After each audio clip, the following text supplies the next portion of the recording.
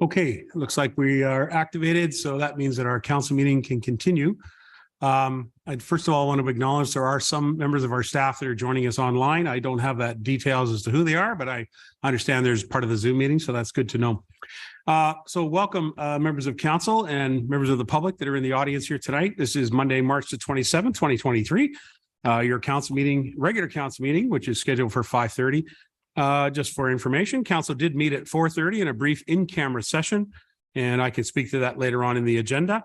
And council has returned. So at this point, we pick up our agenda at item number 2. But before we do that, I would like to bring forward the land acknowledgement. So I'd like to begin our meeting by recognizing the First Nations, Métis, and Inuit peoples of Canada as traditional stewards and caretakers of the land. We acknowledge that Clearview Township is located within the boundaries of Treaty 18, the traditional lands of the Anishinaabe, the Haudenosaunee, the Tiatarani, the Wendat, and it's the home of many First Nations, Métis, and Inuit peoples as part of an intricate nationhood that reaches across Turtle Island. At this time of truth and reconciliation, we welcome the opportunity to work together towards new understandings and new relationships and ask for guidance in all that we do. And as always, I say this voluntarily and very honored to do so as the mayor of the Township of Clearview. All right, so we do have a pretty good agenda, and we also have several people here. We also have a full deputation. So council, let's go right to item number 2, which is approval of the agenda. Before I read the resolution, I want to point out that Councillor MacArthur has left the meeting for a family emergency. Before he left, he consulted with the clerk and I and asked that his report, which is COU 002-2023, in regards to the patio policy, which is in our agenda, he has asked for it to be pulled, and the clerk has arranged to put it on the next meeting. I believe that would be next Monday. Is that right, Madam Clerk? So we'll see. We'll get that on there. We'll talk to Mr. MacArthur. I think in fairness, if he wanted to present his report, he should be here, but he has left for a family emergency. And of course, we pray for the safety of his entire family. Okay, council, we have an agenda, which we'll consider now amended. Be it resolved that the agenda dated March 27, 2023 be approved as presented. Mover and seconder, please. Mr. Walker and the Deputy Mayor, thank you. Any questions? Seeing none, let's call the motion. All those in favor? And the agenda carries. Thank you. Disclosure, pecuniary interest and general nature thereof. Has anybody got any disclosures in regards to the agenda in front of us? All right. If anything comes up during the meeting, please bring it forward. We'll deal with it right away at that time. Okay, council, item number 4 is our public participation period. This is the first time in this term that we've had this many people in our hall, and we appreciate that very much. So for those that are new to this, I'll read the brief description, and I hope that you can work with each other as neighbors and as participants in the meeting to share the time. Be advised that comments and views expressed under public participation period are not the views of Clearview Township Council or the administration. Public participation is limited to 15 minutes. Each person is limited to 5 minutes. Questions or comments are to be directed to the mayor, and questions shall not refer to personnel matters, litigation or potential litigation, or planning matters that have already had a public meeting or any item considered confidential. And remember, please share the time with your fellow citizens. FYI, the portion of that says limited to 15 minutes, as the chair of the meeting, it's my discretion. I can let the meeting go on as long as necessary. So I'm fine with that. If council has any objection, they'll bring it forward. In the meantime, as the chair, I'm happy to do that. The microphone is open. Does anybody like to come forward and speak at public participation period? Bill, come right forward there. Come right up here. That way we can see the back of your head on the camera. How's that? You can turn around and wave if you think it's important, but if not, we're happy to see you. Public. Yeah, please just announce your name for the members of the public that are listening as well as the audience here. Thank you, Council and your worship. I come here tonight as the chair of the Evening Hall Board, and I would like to thank Council for the resolution which you passed at the last meeting, approving the AODA renovations to the Sunnydale Hall. And I would urge you to do the same tonight for the Evening Hall. These halls are the center of our communities within Clearview Township. And I say communities because I believe Clearview Township is a quilt. Clearview Township has a patchwork of communities throughout this township that have different needs, different identities. And at the center of each patchwork is the community hall. These community halls were built so that members of the community could come together, could have fellowship, could have celebrations of life, could have bowling parties for their kids, and could engage to get with one another in a civic way. There are some within our community who would say that these halls are too expensive, that this is too much money. And I would counter, these halls were never about dollars and cents. If you want to bring the value of a hall down to dollars and cents, you might as well just shut them all right now, because you can't put a value on what it will be for me to have my son's wedding at the Evening Hall, or for my neighbor to have their funeral of their mother at the Evening Hall. That is what this is about. This is about allowing everybody in our township access to the hall as they are able. Thank you. I encourage you to support that. Thank you, Bill. All right. Someone else would like to come forward to the mic? Yes. Yes. Hello. Good evening. I'm Craig Houghton. I live in Ottawa in McKean subdivision, and you've been distributed a small package of information. On the top is a petition. This is really a preemptive kind of petition, but the road that I live on is a cul-de-sac. There's 12 residents, and 11 of the residents signed this petition, and one agreed with the petition and said she was going to contact the mayor directly about her concerns. But you'll see in that package, there's copies of the emails that I've sent to the township. There's a couple of drawings of another potential location for this proposed cement pad if it goes forward. But the crux of the matter is, Councillor Deneen mentioned in passing when I just met her in town that there's a consideration for putting a cement pad in the southwest corner of McKean Park, Mel McKean Memorial Park. Now that would necessitate parking and traffic to go on to Blackburn, which is a cul-de-sac and dead end road. And the objection that all the residents share is that this would create an unnecessary and exponential increase in traffic on a dead end street. It would, there was mention of possible parallel parking on a different road, Wagner. However, it would, we know in human nature is that people would park closest to where the cement pad is. And if it's anywhere near Blackburn, if the closest entrance is off Blackburn, people are going to park on Blackburn. They're going to drive up or down to the end of the cul-de-sac and back around. It's ill-conceived to encourage or promote parking on a dead end, on a cul-de-sac with a lot of residents and small children down there. Several of the residents mentioned it would make sense to maybe have the cement pad. Nobody's objecting to a cement pad for Ottawa. It's a great idea. Several have suggested at Ottawa a ball diamond where there's already parking, a ball diamond, a new playground, plenty of room. But at the end of the day, putting it in Mel McKean Memorial Park, there is no parking. There's no parking either on Wagner or on Blackbird or on McKean, the three roads that cordon off this park area. There's no parking. And a consideration for parking off of one of the streets, it makes sense then to put the rink close to that parking. But so this petition is really a kind of presented ahead of time to let the council know that any consideration for cement pad should not include a pad that's the closest access would be off Blackburn. It would cause traffic and parking issues that don't exist. Most of us have bought on a cul-de-sac or have enjoyed living on a cul-de-sac because there is no through traffic. And this would encourage people to park there, drive down there, and it's just unnecessary. Not a great location for that cement pad. Cement pad is a great idea for Ottawa. We'd all enjoy it.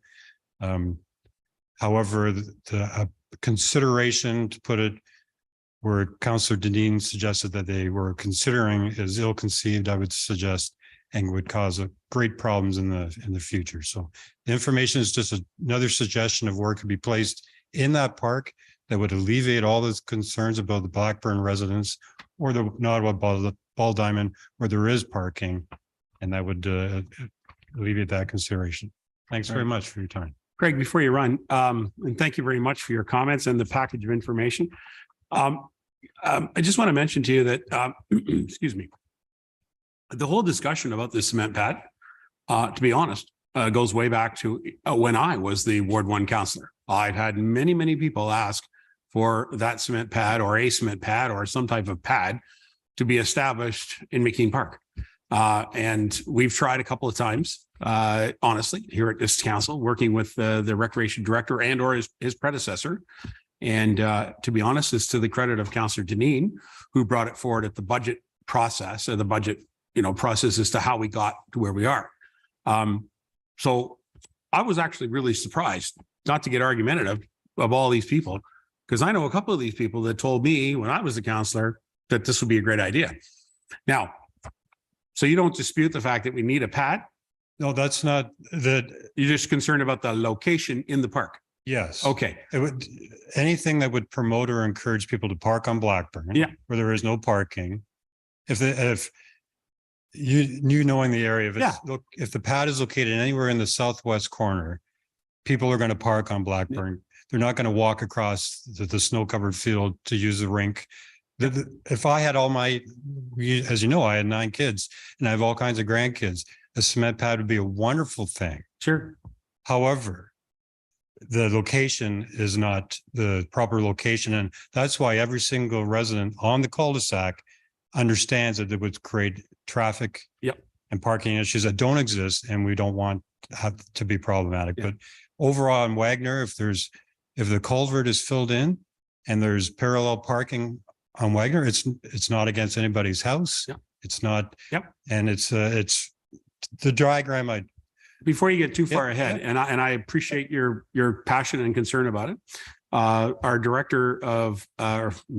general manager of recreation, they haven't actually pinned as to exactly where it's going to go anyway. We've got some thoughts on this, and we've been working with our public works department, particularly the water side of the public works department, to make sure that we're not interfering with the well service or the reservoir, et cetera. Yes. So I hear you.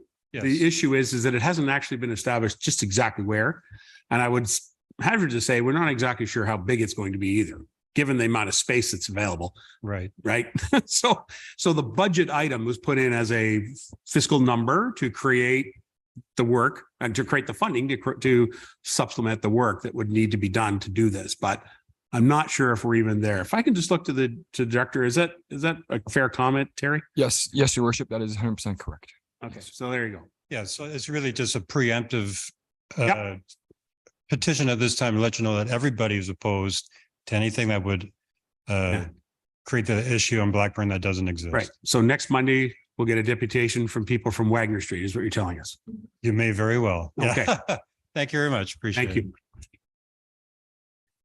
Thank you very much. Is there others? Hi, Sarah, come forward. Hi there. How are you? Hi there. Again, you can turn around and wave if you want, since you know what that's about. Oh, I see the camera. I'm so sorry for Robert, and I too share your concern and hope everything's okay. I'm here. My name's Sarah Hershoff. I'm here representing the BIA. This morning, we found out about Councillor Walker's report. Councillor MacArthur. Or sorry, sorry, I was looking at Councillor Walker. Sorry, I apologize. Councillor MacArthur's report that was going to be on table for you today. I think we'll take this opportunity to get the conversation started, even though he's not here. I think it's important that you hear from us as the business community and that we continue conversations going forward about the patios. So we as a community, as the Business Improvement Association, were delighted last year when you decided to direct council to make some policy around patios. They'd been an ongoing issue for us in the community. There was not a lot of clear direction. It was a bit of a wild west. We really, really appreciated that Dan and staff brought that report to you in September, and that you passed the policy that is what we're following now. And so that was great, but I'm very concerned about repealing the policy. If the policy is repealed, what it's going to do is it's going to create a black hole for our businesses that are currently in the process of finalizing their applications, staffing their restaurants, creating the infrastructure, and planning for the all-important summer season. So I guess what we're here today as the BIA to ask that you actually defeat the motion. I know it's not coming before us today, but we would encourage you to defeat the motion. We know the policy is not perfect. Policy seldom is. It's always a work in progress, but we're here as the business community to work alongside of staff, council, business members. I always get so nervous when I'm up here.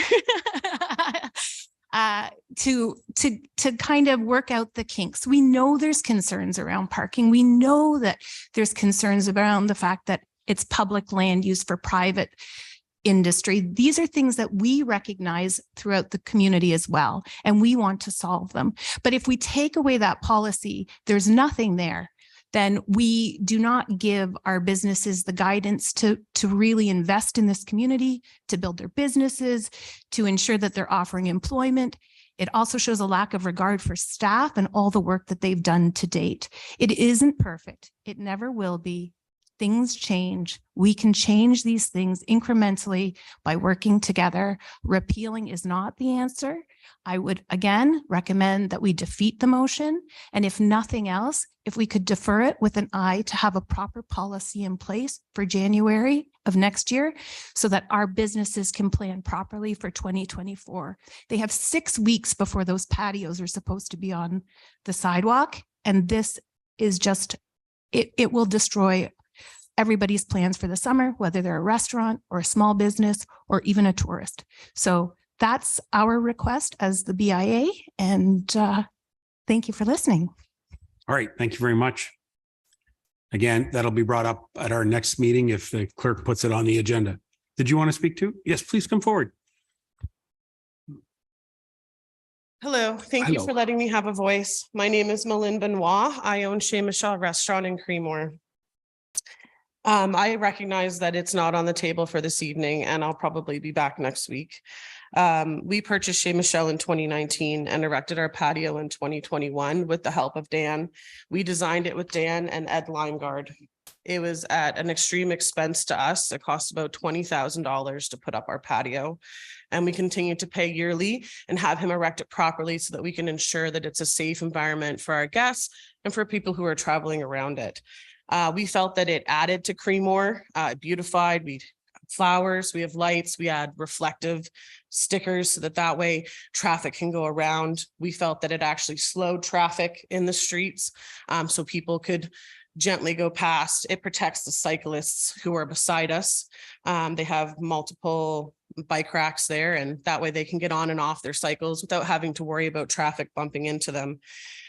We ensured that there was proper signage, that our walkway was 6 feet apart so that even if it was an electronic wheelchair, they could very easily travel around our patio. We felt that it was most safe for the diners to be butted up against the restaurant because that way we're not carrying food and alcohol across a walkway. And initially when we purchased this restaurant, it was because Michelle had owned it for multiple years. I'm sure I recognize many of you as diners. And it wasn't viable anymore for him. It needed to be renewed and it needed a new face. And that's what we have done. And with that, be creating it now a viable business because we have this patio. Without this patio, Chez Michel is not a viable business.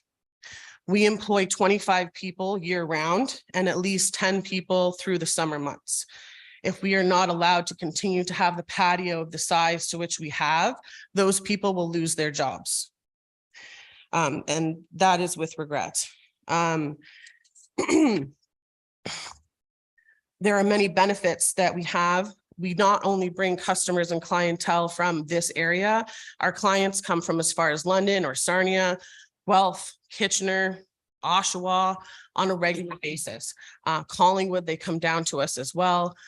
We're not just a small restaurant in a small town. We're part of the top 10% of restaurants worldwide that on TripAdvisor, multiple reviews of how wonderful our patio is.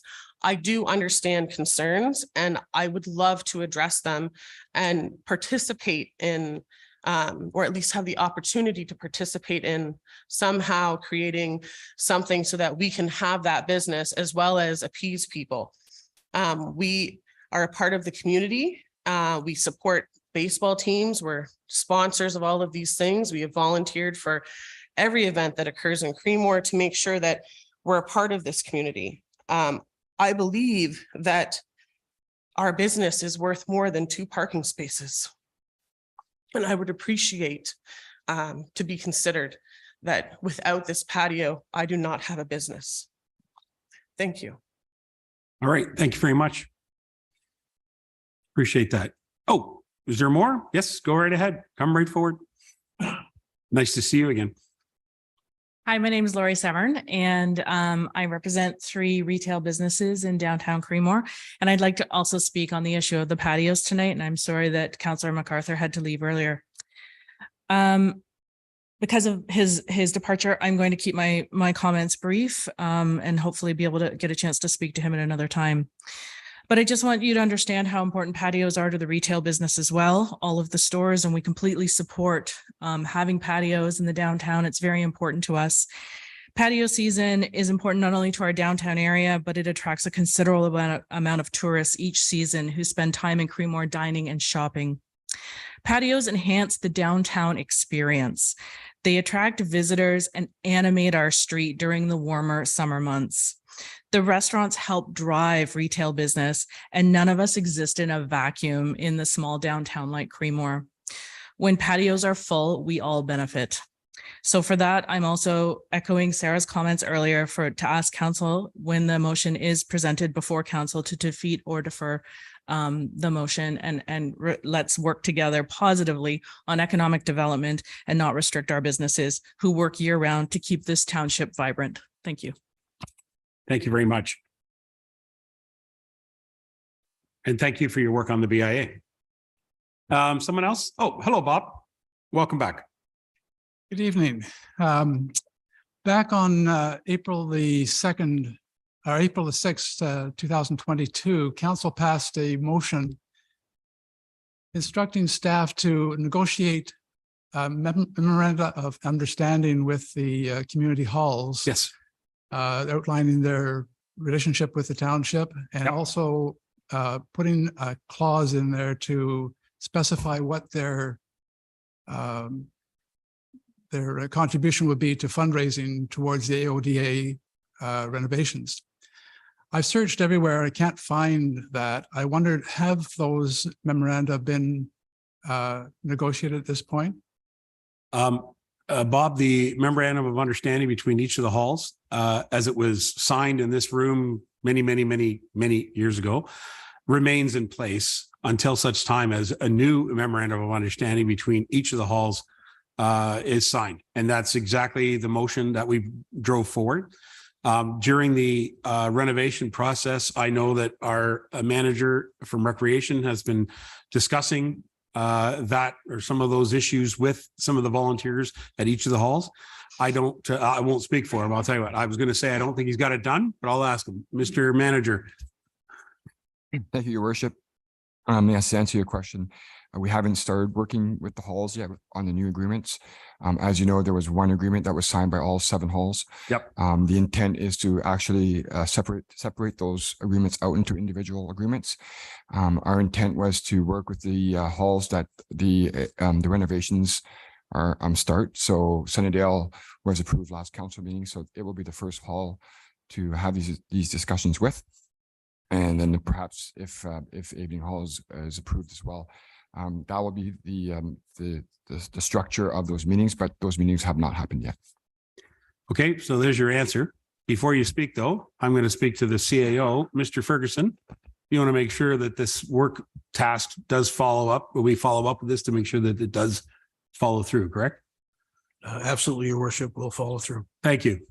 There you go, Bob. Yeah, I was just going to say that that news is a little disappointing considering this was the first item in the group of resolutions in the path forward for this project.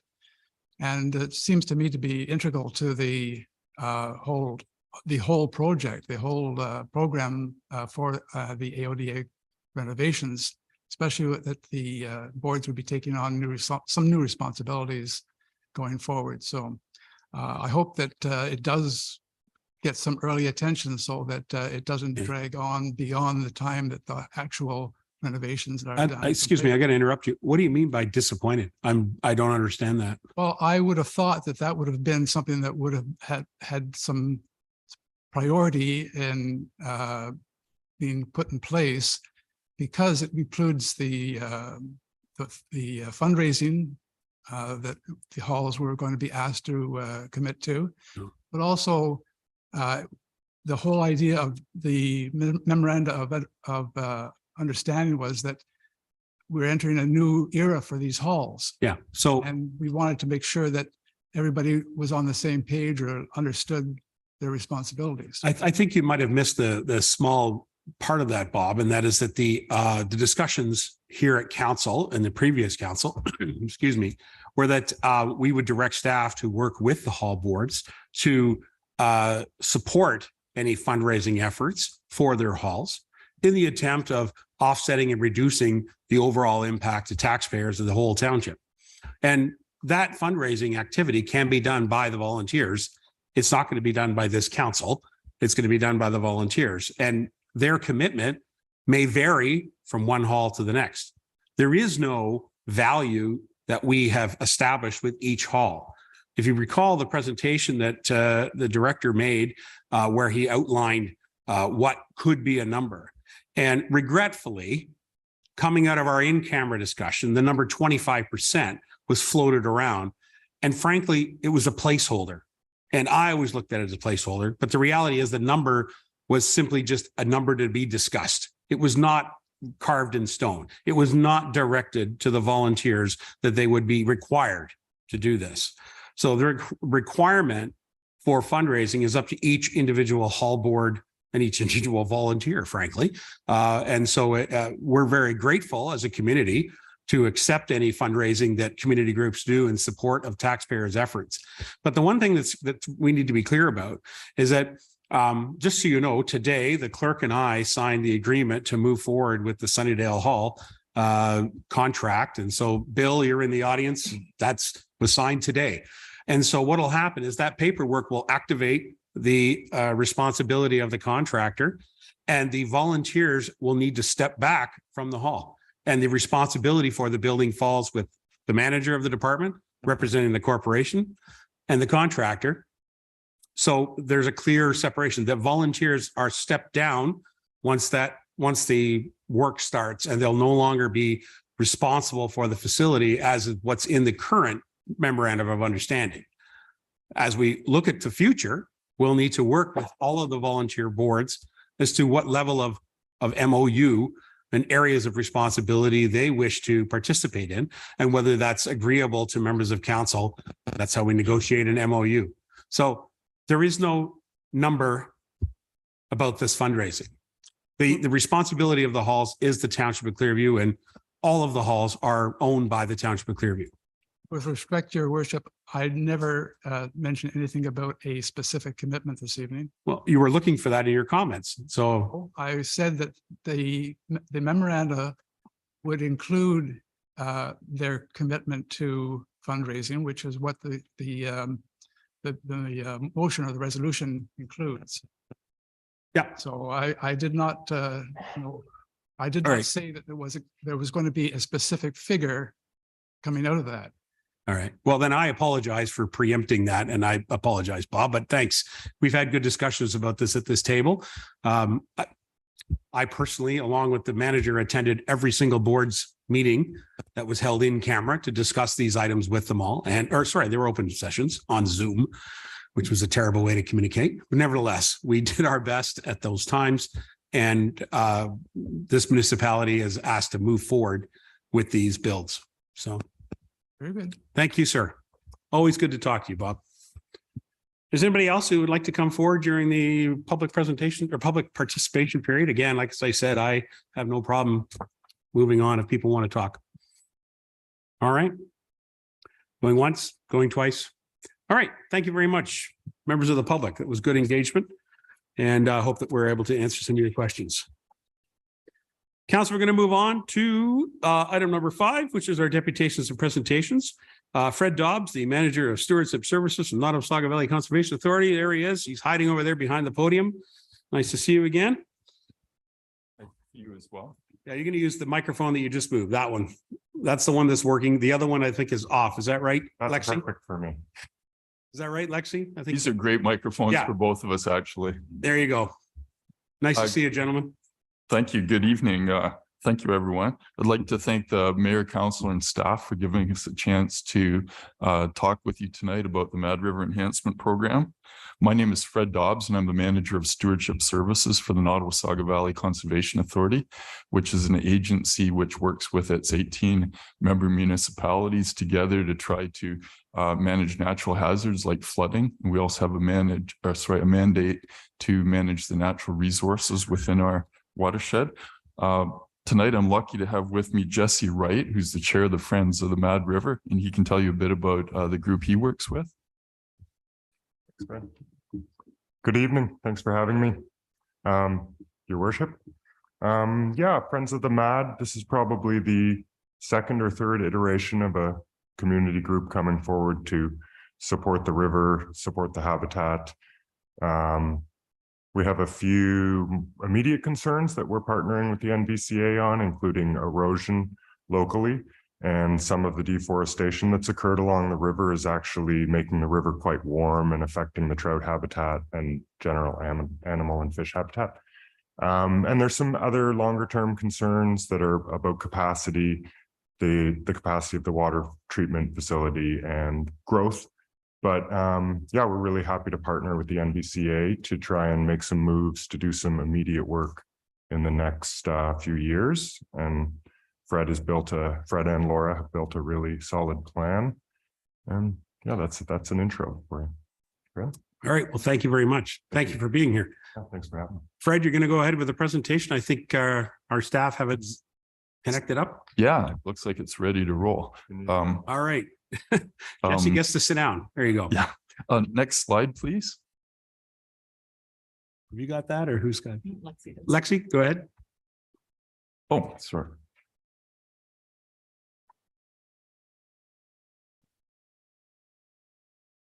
Fred, if you could just adjust the camera up a little bit so we see your face and not your chin. Oh, okay. Perfect. Thank you. There you go. Jesse and I are sort of an odd fit for presentations. So To be honest, you might be one of the tallest persons that stood at that thing in the last little while. So could be. Yeah. Yeah, no worries. I'm just going to mention a quick agenda, provide background on the Mad River Enhancement Program. Part 2 would be to talk about development of a restoration plan. And next slide, please. No go. Number 3 is to talk about 2023 projects. And then the wrap up is to talk about some of the volunteer opportunities associated with the Mad River Enhancement Program.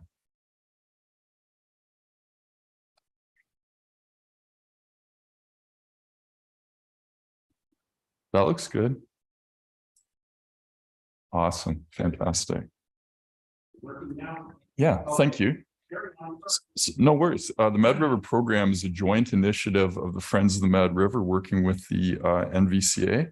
Goals of the program are to improve water quality, to optimize the health of water available to all the communities along the river. We also have a focus on restoring and improving fish habitat, not only for native species at risk, but also for recreational sport fisheries, which are a huge economic driver in Simcoe County. And then third, because we're always working through our member municipalities, and Councillor Van Staveren has left, but he's our new member. We're always looking for opportunities to help our member municipalities with a variety of challenges, everything from managing infrastructure to growth, to erosion, to flooding or ice jamming, et cetera. Next slide, please. So why a Mad River Enhancement Program right now? we've worked with the Friends of the Mad. There have been different iterations of the Friends of the Mad group for many years. So what's different right now? One thing that's happened for us as NVCA is we're now managing the largest suite of river restoration programs, I believe, in all of Southern Ontario right now. And we've hit upon this model with our Nottawasaga River Restoration Program in Agilitas, where we've been able to engage a really nice blend of like provincial and federal funders along with corporate and also private foundation sources of funding as well. So we're hoping to take this model. Last year, we introduced the model to Mulmer and launched a new Pine River initiative. And we're really excited. We think that particularly because of the public engagement with Friends of the Mad, that we can come up with something that's even bigger and better for the Mad River system. So one of the major focuses from last year was to develop a science-based restoration for the Mad River. What's not working at 100% efficiency? What's the best way to quickly enhance both water quality and fish habitat? So we did a study that looked at stream temperatures, fish communities, and also we engaged a consultant I believe you've worked with as well on your Mowat Street realignment project, Geomorphics out of Milton. In fact, we're going to go meet them on Wednesday to talk about the Mad River. Next slide, please. So we completed monitoring of 5 computer sensor temperature stations this year along the Mad River in the vicinity of Creemore, Glen Huron, and Glen Cairn. And we also completed 2 large-scale fisheries assessment stations. Actually, we had some great participation with councillors from even some of your adjacent municipalities like Town of the Blue Mountains who participated as well. Next slide, please. So with temperatures, we found the yellow mustardy color on the streamlines in the presentation means that a lot of the Mad River is in the cool warm class, which is a little bit warmer than what we want to see for our fantastic Niagara Escarpment World Biosphere Reserve streams, where typically you have a lot of forest cover on the escarpment and also groundwater springs that provide year-round flow and support good temperatures. So the Mad's a little bit warmer than what we're used to managing, provides a few challenges for restoration, with temperatures peaking in the vicinity of Avening, where there's been some historical channelization of the river using heavy machinery, perhaps back in the 80s. Some of you may remember better than I do.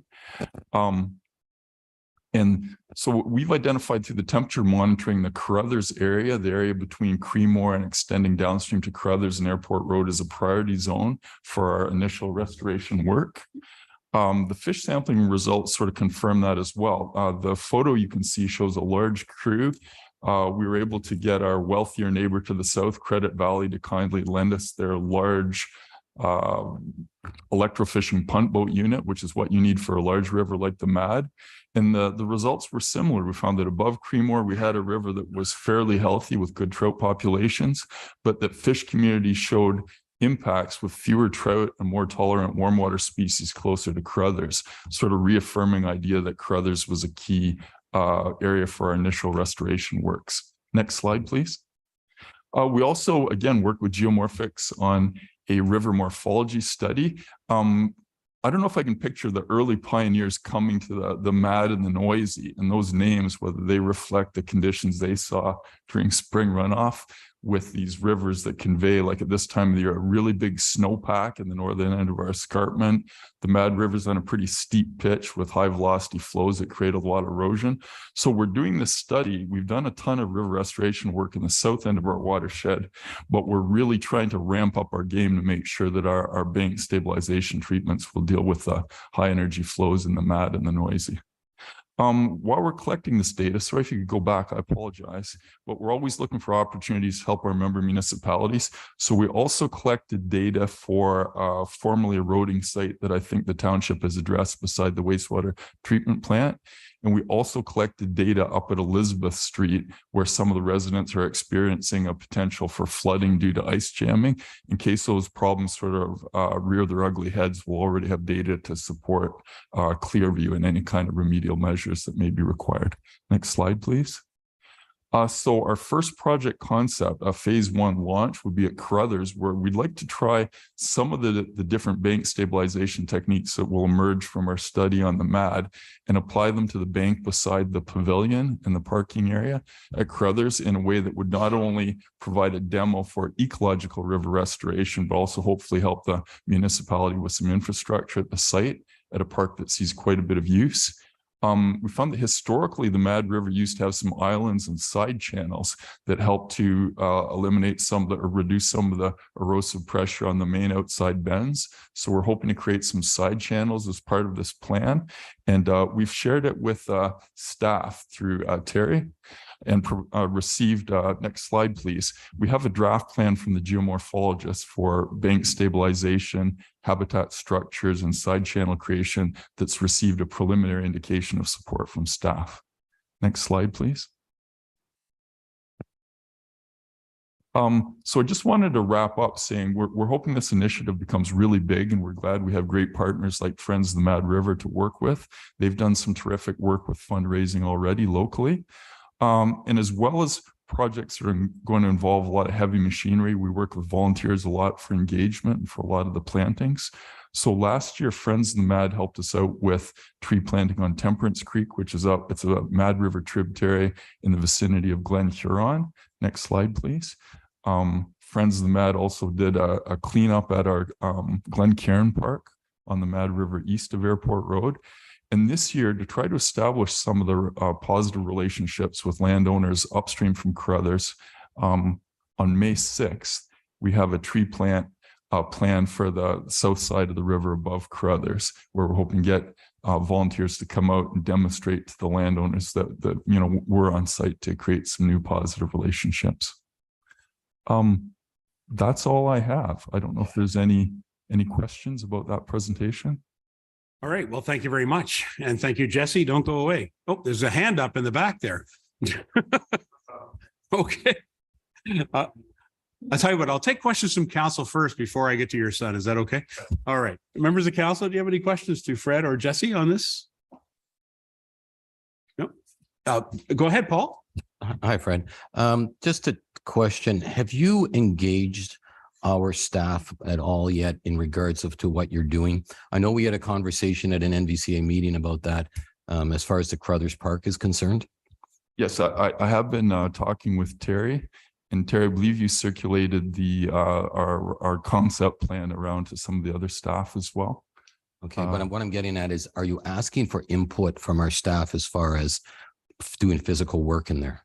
Yeah, absolutely. And I think because it's a high use park, like two things, we want to make sure that the work when it's done is going to be well aligned with the long-term uses that people enjoy at the park, but also to make sure that during the construction phase we're as unobtrusive, if we do get support from the township moving further, that we, you know, minimize the impacts to people using the park during the construction phase.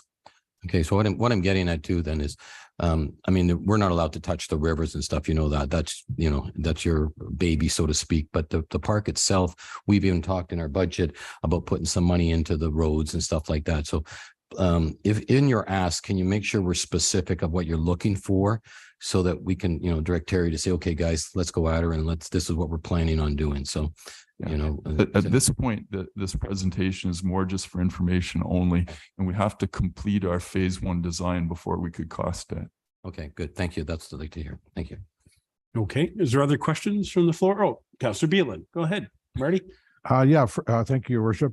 Fred, when I was at the meeting at Station on the Green, when you had your info night, I don't remember you saying you had secured $300,000. You've secured that much?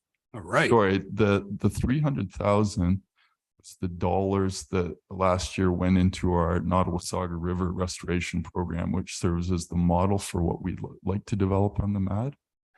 I don't have the figure for you right now, but we do have some dollars that we've obtained from the World Wildlife Fund and also from a private foundation that we can bring forward as seed money towards this Mad River initiative. But I don't have 300,000 lined up yet. Thank you. So that was secured and spent then. Okay, thanks. All right. Any other members of council with any questions? All right. Okay, since you're here, Fred, I do have a question. That photograph of the volunteers, Jesse, that were in the river, I have to tell you, I took a phone call from a rather panicked resident wanting to know if the Friends of the Mad River actually have permission to do what they were doing, Okay. as in with nets in the river, because Ministry of Natural Resources has very clear rules about fish and handling fish and fish habitat, et cetera.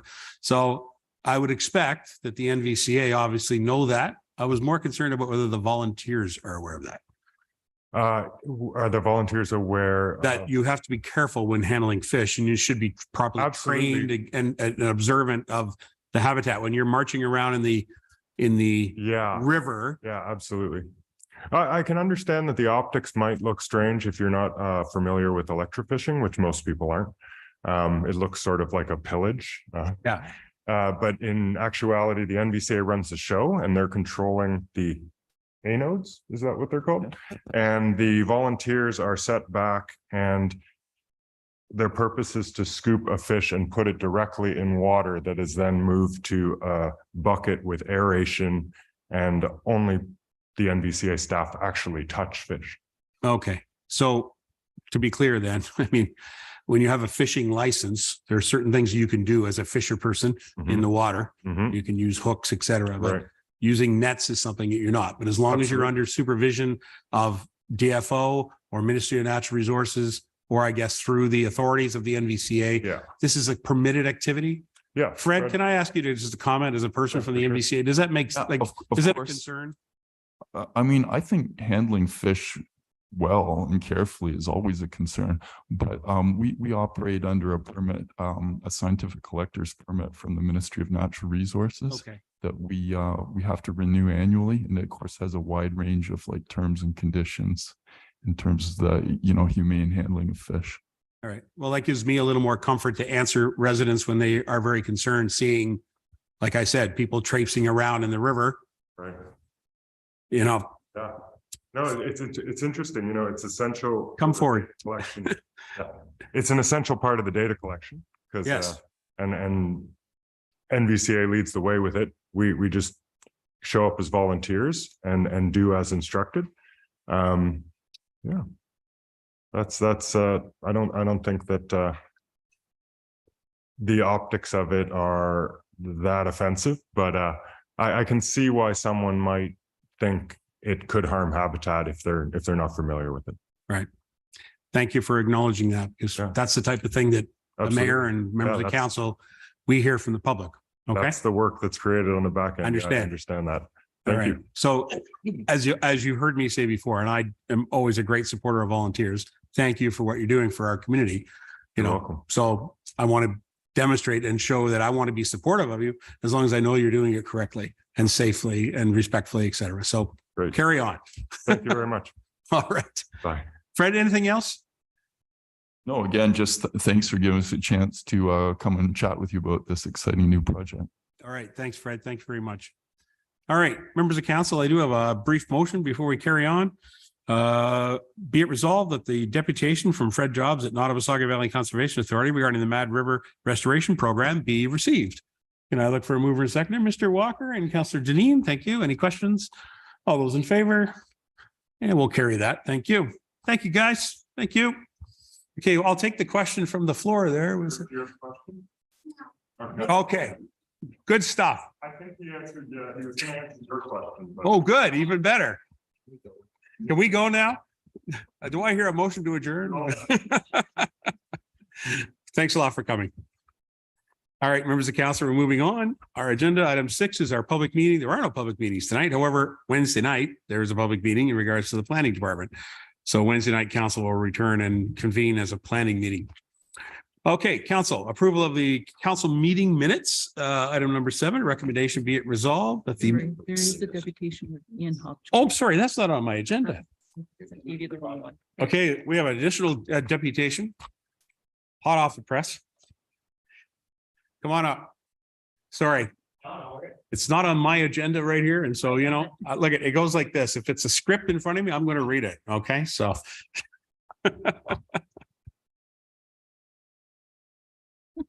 That's okay.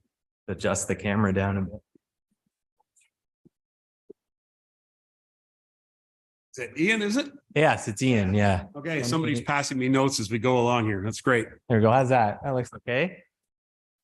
Thank you for having me. This is great. I appreciate it. Do you have yeah. So I've got a presentation. My name's Ian Hodgins and I work for a company called Hypercharge. We're an EV charging solutions company. So we've been asked by the township to look at a few locations in terms of putting together a proposal for EV charging to support both public use and fleet use as the township requires.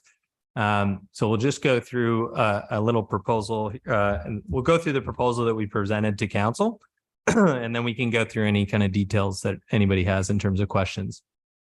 So in terms of an agenda, we'll just be talking about Hypercharge as a company, and then what we've come together, brought to the table in terms of a turnkey solution here.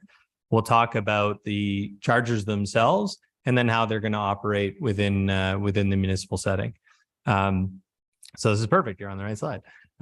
So about Hypercharge, there we go. So we're a publicly traded EV infrastructure company. We're a Canadian company. We're actually Canada's only publicly traded EV infrastructure company. And what we do as a company is essentially provide turnkey smart EV charging solutions. And really what that means is we bring together all the aspects when it comes to the planning, the construction and installation, as well as the hardware solution and the software that kind of runs it all. And we'll talk about each of those components in greater detail. Really as a focus, sorry, that's okay. Thank you. So really what we're trying to do is help townships, retail businesses, multi-unit residential customers, help them essentially shift towards a carbon neutral economy. And a big part of that is obviously transportation and getting EV infrastructure in the ground. So next slide, please. And really, that can be quite a complicated process. So we're here to really just try to make that frictionless and purposely uncomplicated. Really, it boils down to kind of two things. We have an ethos of make it easy and make it work. Next slide. So why Hypercharge? Other than we're a Canadian company, we're locally run. Actually, we're out of Vaughan, Ontario, so just down the road. The main reasons why customers are choosing us, one is we are based on completely open standards, which is a big thing in EV charging. I don't need to belabor the point, but essentially in initial generations of EV charging, it was very much like a locked cell phone. You chose a hardware, you were baked into that software. Now, where our platform comes in is essentially you can choose the hardware, we can operate it for you. If you'd like to operate it with someone else in the future, you can also do that. So you're not locked in, which is really big for a municipal client, as well as really any client. Service and support, that's a really big piece. The service support is also local. We've got all the materials locally to support the business once it goes in. And then flexible business models and ownerships, depending on how the townships usually like to purchase, but there's options to fund the equipment as well. Next slide, please. So in terms of comprehensive charging solution, we kind of talked about what that is, what that encompasses. And really, again, it's hardware, software, all the services that goes along with that. The proposal that's actually been presented to the township also includes the installation at some sites that were selected by the township themselves. So there's a handful of sites. We have the details here. But we'll just go through and really talk about, because install is one part of it, but we'll talk about the hardware and the software more in depth. Next slide. So we talked about this. I mentioned this, and I don't want to belabor too many kind of technical specifications. The really key one that everyone needs to know in EV charging world is OCPP. That is we don't need to go too deep into it, but basically it means Open Charge Point Protocol. All that means is we're going to be talking to a multitude of different networks. So drivers from all walks of life, whether they're using our app or other apps, the Ford app, any vehicle apps, are going to be able to find the chargers that are installed here and engage with them. That's really what that means. Also, it means you're not locked into hardware. Okay, so if you choose the hardware as part of this presentation and part of this proposal, you can run it on basically any different network. And again, that's an important point. Next slide, please. So this is really a good slide in terms of talking about what the integrated turnkey solutions are. When we talk about comprehensive hardware, that's really a variety of offerings in the EV world. And I'll talk about which one has been selected for this in just a second. Again, we don't need to get into too many details, but from left to right in the comprehensive hardware section, you've got level 2 charging going to level 3 charging, which is fast charging. For this presentation, we're just going to be talking about level 2 charging at this point in time, which is really designed for if you're going to be a 1 to 2 hour stay, you know, at the locations that would have been selected, arenas, town halls, etc. It's really for that more slow level charge. Level 3 charging is what you're going to see highway side when you're trying to get people to move. Okay. Now that's not really the goal here. The goal is to support municipal vehicles as well as visitors to these facilities. So this is really an appropriate solution for what we're trying to accomplish. We can just leave it there. Sorry. And the cloud platform essentially is the brains that tells this equipment what to do. We'll talk about that in a second. And then the proactive support is really once it goes in the ground, how is it supportive? And we'll talk about that. Next slide. Thank you. So the portfolio here, again, we've kind of gone through this. So maybe we'll actually just drop down to the equipment that's been selected. Yeah. So next slide. So this is the recommendation for the hardware that we were based on the meetings that we've had. And essentially, again, it's level 2 charging. So it's relatively slow level charging, but it is gonna basically give the easiest way to describe this is it's going to give you around 50 kilometers of range per hour of charge. So per hour you're plugged in, you're going to get about 50 kilometers of range. Again, it's not DC fast charging, but it's reasonable. And it's going to cover someone who's maybe driving again to the arena, to the town hall. It's also going to cover if you're charging your municipal vehicles overnight, they're going to have a full charge in the morning. So that's really how we're designing out this is really, you know, what are the goals of the program? And we're going to pick the hardware accordingly. There is other hardware, but this is probably the best. Well, this is definitely the best hardware for this application. There's a couple of reasons for that and a few features I'll touch on. One, this equipment is manufactured in North America, which is a nice bonus when you're purchasing. The other is this is very robust equipment. All the installations are going outside, obviously.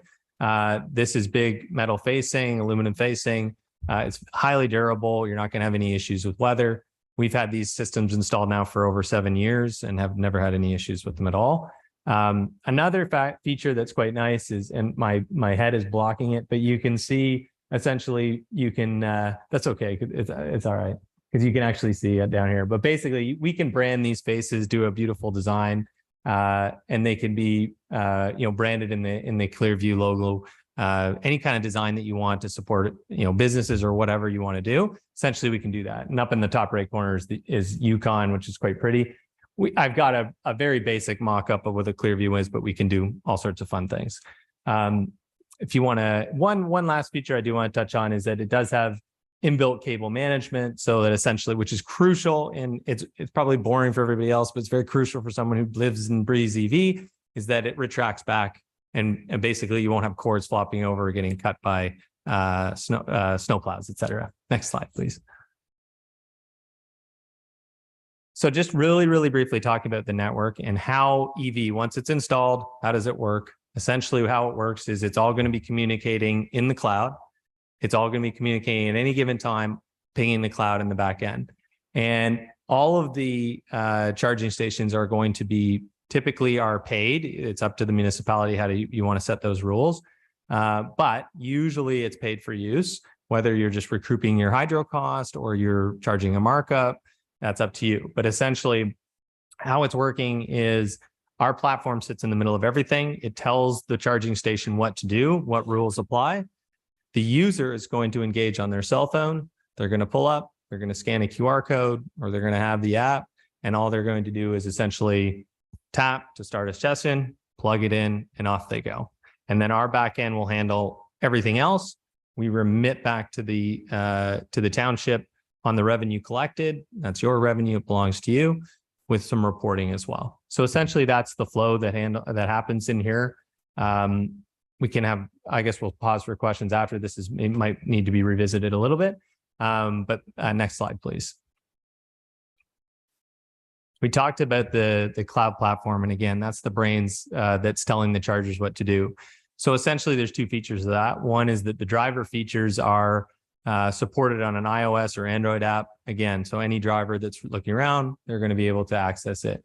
From the host situation, which is really Clearview in this situation, from the municipal side, you're going to have access to a dashboard that'll tell you what's going on with all your chargers in real time. You're going to be able to set specific rates and rules, which we'll get into in a second.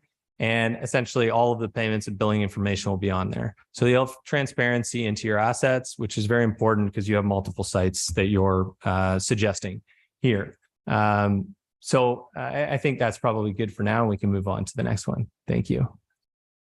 So the cloud platform features, and we talked about it, there's a whole array of features. You probably, from a municipal setting, you don't require all of them. Some of them that you do require really are proactive monitoring, payment processing, sustainability and efficiency metrics is very important. But one really important key thing is usually you get an overlap in EV where a municipal will have their own vehicles that need charging, and then you have public visitors who need charging. You may want to have different rules and rate structures for those two folks, those two user groups, and essentially we'd program all those things. We don't need to get into this because it'll bore everybody, but essentially anything that you want to program in this system, we can program it. We'll work with you to essentially have all the rules customized to what you need. And you can change them at any time during the program once you're into the program. This is an ongoing thing. Next slide, please. Fully managed support, and this is kind of just the last part of the comprehensive planning. We proactively monitor all the system, all the stations. We have something called Heartbeat. Every 30 seconds, it's pinging the cloud saying, hey, I'm here and everything's fine. We're monitoring all those stations. If a station goes down, we're going to make sure that there's a ticket within 4 hours. It'll be remotely addressed. If it is not remotely addressed, we will then go to a service contract and do boots on the ground. In terms of localized support, we've got product availability an hour and a half away, which is very important. And from a customer support perspective, which I think is probably the most important, especially in a municipal setting, is that we've got 24/7 customer support. So if anyone's having an issue, and a lot of the times the issues are I'm having trouble just plugging it in or using the app, they can call 24/7. They're not going to be calling the city or the township. They're going to be calling Hypercharge, and we're going to be dealing with all those issues. So I think that's very important. It's very important in a municipal setting as well, and really in any setting, frankly, especially any public use setting. Next slide, please. So this is deal structures. I don't know how important this is from a municipal setting. So maybe we'll kind of go through this relatively quickly. Next slide, please. Essentially, in this setting, there's a couple ways to do it. Really, you can do, and this is based off of initial site meetings that we had. You can have a direct purchase model where essentially you're capitalizing this and taking it out of a capital budget, or you can have it as a lease to own model where it's a flexible lease to own. That's really up to council. We'll do whatever it is that you guys decide. Should you move forward? Next slide, please. In terms of warranty, this is a crucial piece, specifically on the municipal side. Really, all the equipment that's going in will have a 2-year standard warranty. We provide an extended 5-year warranty, and really it's very comprehensive. Again, I don't think we'll go through each and every point, but the main things are right there. We've got a guaranteed uptime 95%. Our actual network uptime right now is over 99%, which I think is, again, very important. We will provide everything in a 5-year comprehensive. If the system breaks down, we'll probably just swap it out and provide a new piece of equipment. Again, this is very durable and we stand by the product. And we talked about a few of these other things in terms of the support. So this is a suggested price. This is in the proposal that's been given to council. And I would highly recommend it because essentially once you get a couple electrician visits, it pays for itself over 5 years. Next slide, please. This is some of the operational details, and we sort of touched on these things in terms of how the term length works. Really, I'm going to just break it down in terms of what it is that you're purchasing. One, you're purchasing hardware. Okay. The other is the ongoing relationship piece, which is basically the software and all of that support services that go along with it. The hardware is a one-time item.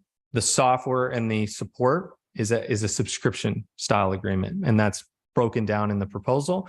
But just so that you're very understanding of how this works, it is basically like a network service that is supported after the fact. The main cost is in the upfront, which is the installation and all of the civil work that's involved and the hardware. And then after that, you've got the networking and the software and the support.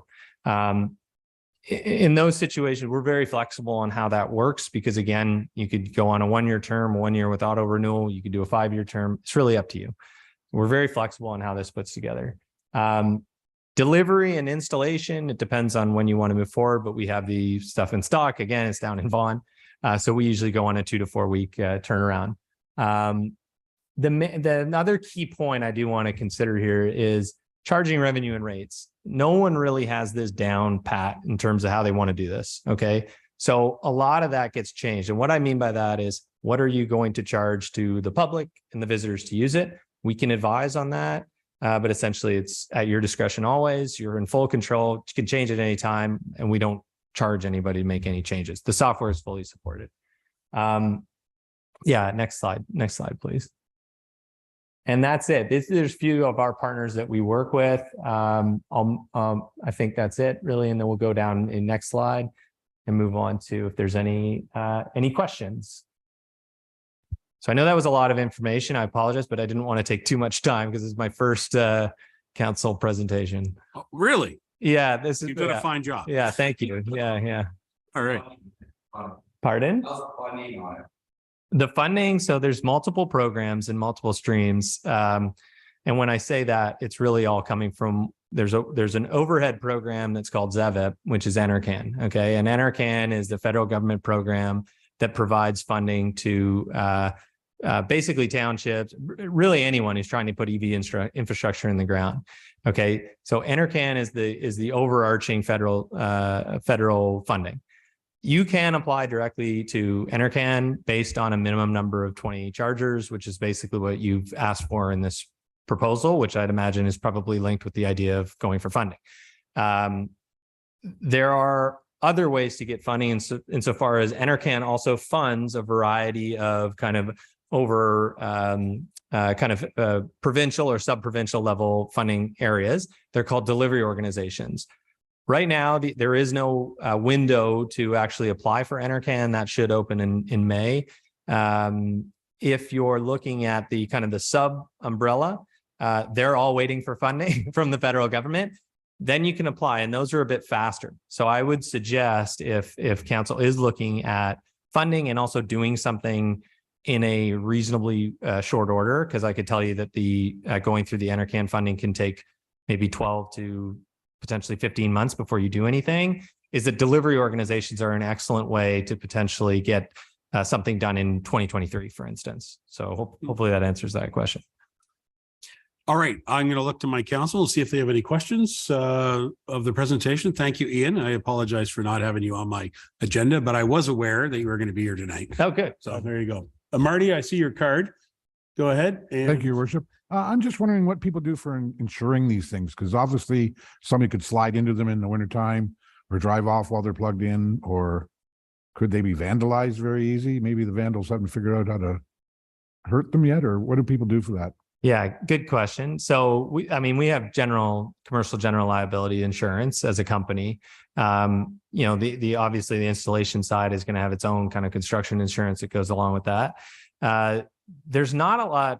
So these units, particularly from a vandalism perspective, there's not a lot you can do to them aside from cutting. You can, and hopefully there's no ne'er-do-wells in here, but you could cut the cable off if you want, if you really get into it and had a I don't know how you do it, but essentially that has happened, not to us as a company necessarily, but I have heard that occurring.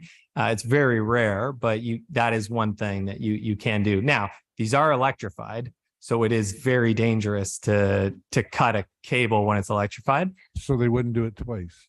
Yeah, I'm not an electrician insofar as I don't. Yeah, you should not do that. But no, there's not a lot. I mean, probably the main risks would be somebody hits it with a vehicle, but you'd install bollards and things like that to mitigate those effects. That again doesn't really occur. I haven't even heard of that occurring once. But You do have general CGL would cover those things. There's not a lot of additional risk items here, but yeah. So my other question is about your software. How does it recognize the vehicle that's being charged? Or I'm just wondering if somebody worked for the township and had a car of their own, can they somehow charge both of them under one bill or whatever? Yeah, so the chargers actually can identify if the vehicle's willing to give the information or capable. A lot of vehicles can't give the information just yet. They're not quite there. So it's actually the vehicles have to catch up. But the way that it works on the fleet side, which would be municipal vehicles, is typically on like an RFID card or a digital RFID card that we program into a cell phone. But yeah, typically it would be an RFID card. You're scanning it, similar like a card lock, and it's a similar style. It's just you're fueling with electrical. So that's how that works. All right. Thank you, Marty. I just want to note that the fire chief was taking notes there in regards to that safety concern. Thank you very much for that. I do have a list already started. I've got Councillor Walker, Paul Van Stavern, and then John Broderick. So Mr. Walker, you're up next. Thank you, Your Worship.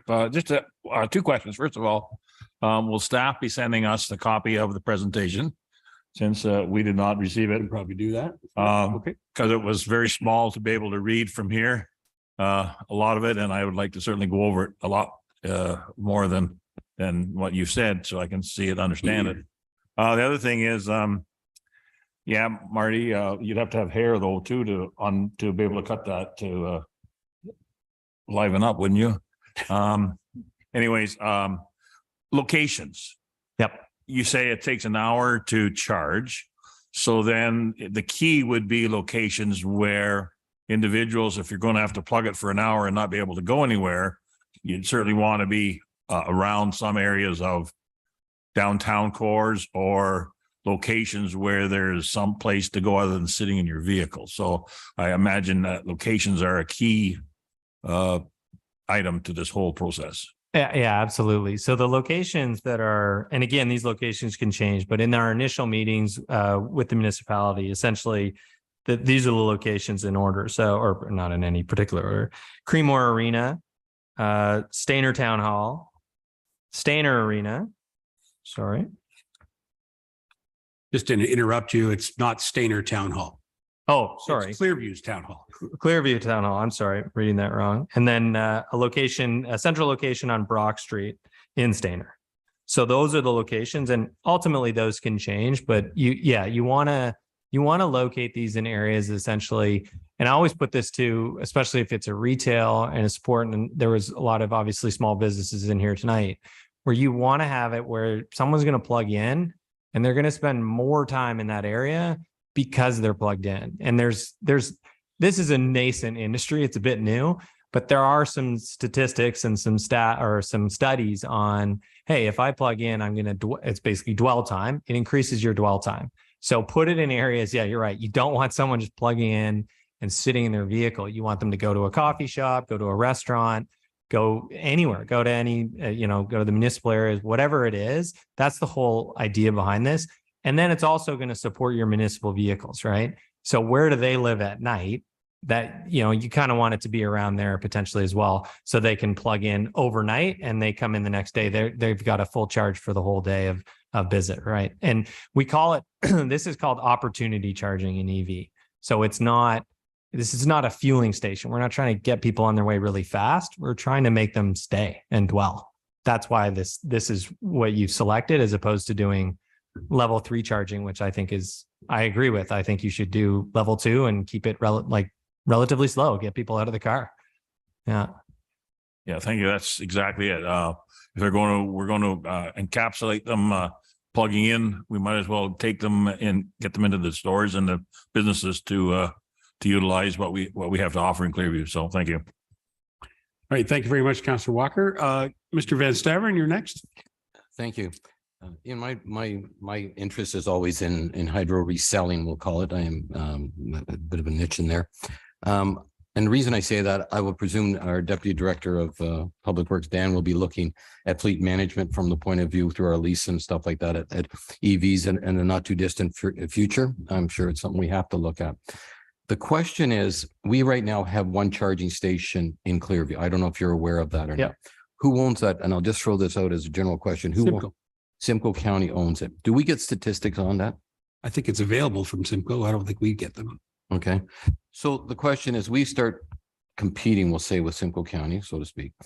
What kind of money, just for argument's sake, or what type of hydro do we have to sell to generate a profit or at least break even on putting in a charging station? I mean, nothing more than a good thing is to try and make some money for our community. Yeah.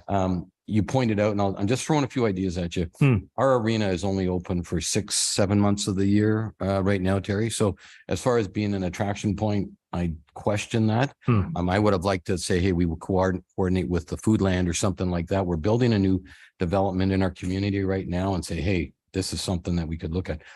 Going back to my question, what kind of money do we look at to get into it? What kind of dollars, how much hydro do we have to sell to make it viable? Yeah, so that's a great question. I mean, the proposal in front, like presented so far, essentially has the cost breakdown for those specific sites. Now, if you change sites, you will change the cost because the hardware is one thing, but the variety in costing is really on the infrastructure work. And the simplest way to put this is like, the further you are from your electrical source and the more you have to trench, the more expensive it is to do infrastructure work and bring electrical to the chargers and where you want to put them. So that's the kind of the variable. But to give you a very high level, and again, I'm just going to give you like a very ballpark figure that you can kind of play with. You're looking at probably around 10 to anywhere from between $10,000 to $15,000 roughly per charger. Okay, roughly, very rough, and that's for a very good installation and these again higher end units, right? There are less expensive units, absolutely. They just might be fit for purpose. On the charging side, so what do you need to charge? Okay, for these units, really rough math again is it's going to cost you about $1.13 ish per hour of charging, $1.13. That's going to be your cost for the hydro and any kind of revenue processing. So usually clients that are looking to take some sort of ROI, you're looking at probably around $2 is what you're going to be charging to the visitor. Again, it's at your discretion. There's a wide variety. I've seen $1.50 and I've seen $2.50 and I've seen $3 an hour. So, and there's no mandate. You're essentially in control. Now, originally, you weren't allowed to charge for kilowatt hour, but you were allowed to charge for time on the charger. That is all changing. Measurements Canada is changing that, and you can actually bill for the kilowatt hours. So roughly to be fair in the public sphere, because you don't want to be seen as like really, really expensive charging, you're probably going to charge anywhere from $2 to $2.50 an hour. And that's still very cheap compared to gas. Now, what you just said to us, the price at $1, what did you say? Was it our cost to be about $1.13? Yeah, about that. Yeah. Does that include the subscription cost? So no, that would not include the subscription cost. The subscription cost for these units is $20 per month. Okay. Yeah. So it's a fixed monthly cost. Yeah. But that does include any kind of revenue processing that goes through with that, collecting that. So your hydro is around $1.05, something like that. So that's your rough. And then most clients would just put a markup on that, whether that's 100%, 125%, 150%. It just depends on what you really want to accomplish. Because in honesty, some people give it away at cost, right? And if you're mostly charging your fleets, you're not going to mark that up at all. You're going to have that internally set at cost, most likely. And we're just going to be remitting back to you. So you're made whole, or you're not going to be charging at all. There is no revenue processing on fleet, but we'll send you the data to say, hey, this is what your fleet used. So now you can take that and associate it with the cost. So it's kind of a wishy-washy answer, but the answer is it's very, very flexible. There is no set rate and you're not mandated to do anything. We would just kind of advise based on, other markets. It was very interesting. Just as a general comment, I was in Collingwood last week. I don't know if you've seen behind Arlington, building, they've put an EV charging station, which is a great spot. I mean, I'm looking at that. Where do we capture? If we do something like this, where do we capture? I mean, to me, shopping malls, or like we have stores here in town, what do we do to help promote them as well? So anyways, thank you. Shopping malls, and just on that, like anywhere you've got new developments going in as well, it will reduce the cost of the infrastructure because you can roll it into a total project cost. You know, that is easier to do. So if you have new projects going in as well, I would look to have an electrification mandate on new projects. And there's a lot of townships that are going in that direction. You know, the city of Toronto is heavily looking into doing things like that, where it's like, if you're building anything, you need to have an EV component to it.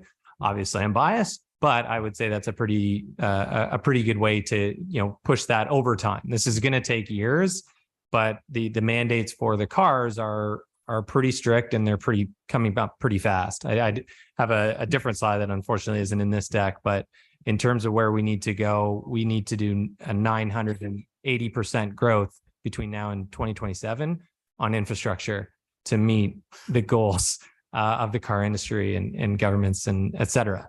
So it's a pretty steep hill to climb, frankly, and we're starting a little bit behind, because I think the challenge is it takes a long time. There's a lot of moving parts and pieces when you're doing actual infrastructure and dealing with electricity. Thank you. All right. Thank you, Paul. Very good questions. Just want to hear you say that 980% increase. Yeah, it's pretty immense. Yeah, we're at about 5% in Ontario EV, and by 2030 it's expected to climb to about 35%. Wow. So it's going to be interesting. Very, very interesting. Mr. Broderick, did you have a question? I saw you flashing your card. Yeah, go ahead. Did. Thank you, Your Worship. I'm a little curious about the practicality of range in rural Ontario. You mentioned a 1 hour charging, or a 1 hour charge would produce approximately 50 kilometers of range. So that's from here to Barrie, or from one end of the municipality to the other. Considering a lot of our weekenders are out of the GTA, that's 100 kilometers away. So that's at least a 2 hour charge. And that's getting a little iffy. I struggle with that.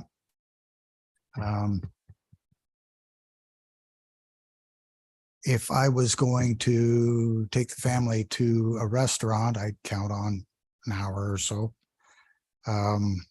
It's not going to get me back to the city if I was coming up. If I was going to a hockey game, yeah, there's a couple hours, but I'm curious if we shouldn't actually be looking at something with a little more oomph. Faster charging. Yeah, so you can absolutely look at that, and that's something that we can provide for. Obviously, it's a level 2 focused kind of thing, but we do a lot of level 3. That's what level 3 just means, DC fast charging, otherwise colloquially known as supercharging. So yeah, we can absolutely accommodate for that. I think there might be, and what we're starting to see is a blend. Like, a lot of people are doing both. Starting with level 2s and maybe potentially going on like corridors for level 3s. But I do want to strike that there is a difference between how EV drivers drive and gas drivers. Gas drivers drive pretty much to empty, and then they fuel up at a gas station because they can. EV drivers, a lot of charging is done at home. So 60% of it roughly, and that will probably stay the same until we cap out power on multi-unit residential buildings. But in that situation, a lot of people are coming with a full tank. They're going to top up and they're going to drive home. So they're not necessarily going to zero and looking to fill their tanks. And that's what the difference between opportunity charging and DC fast. So if you're thinking, hey, this is a corridor that, people are moving through, and we need kind of like a highway style, almost like a rest stop, I would suggest you partner with gas stations, and those are the most likely, the best places. People already go there to get fuel, and they can go there to get their electric fuel. And that's probably the best way to play in that, or other lots that you think, hey, this is a good highway side location. But I think you do have to look at level twos a little bit differently insofar as there might be someone coming, from 100 kilometers away, but if they're coming with a full, they're just looking for an opportunity charge potentially. I don't have a silver bullet though for that question, unfortunately. Still not going to get home.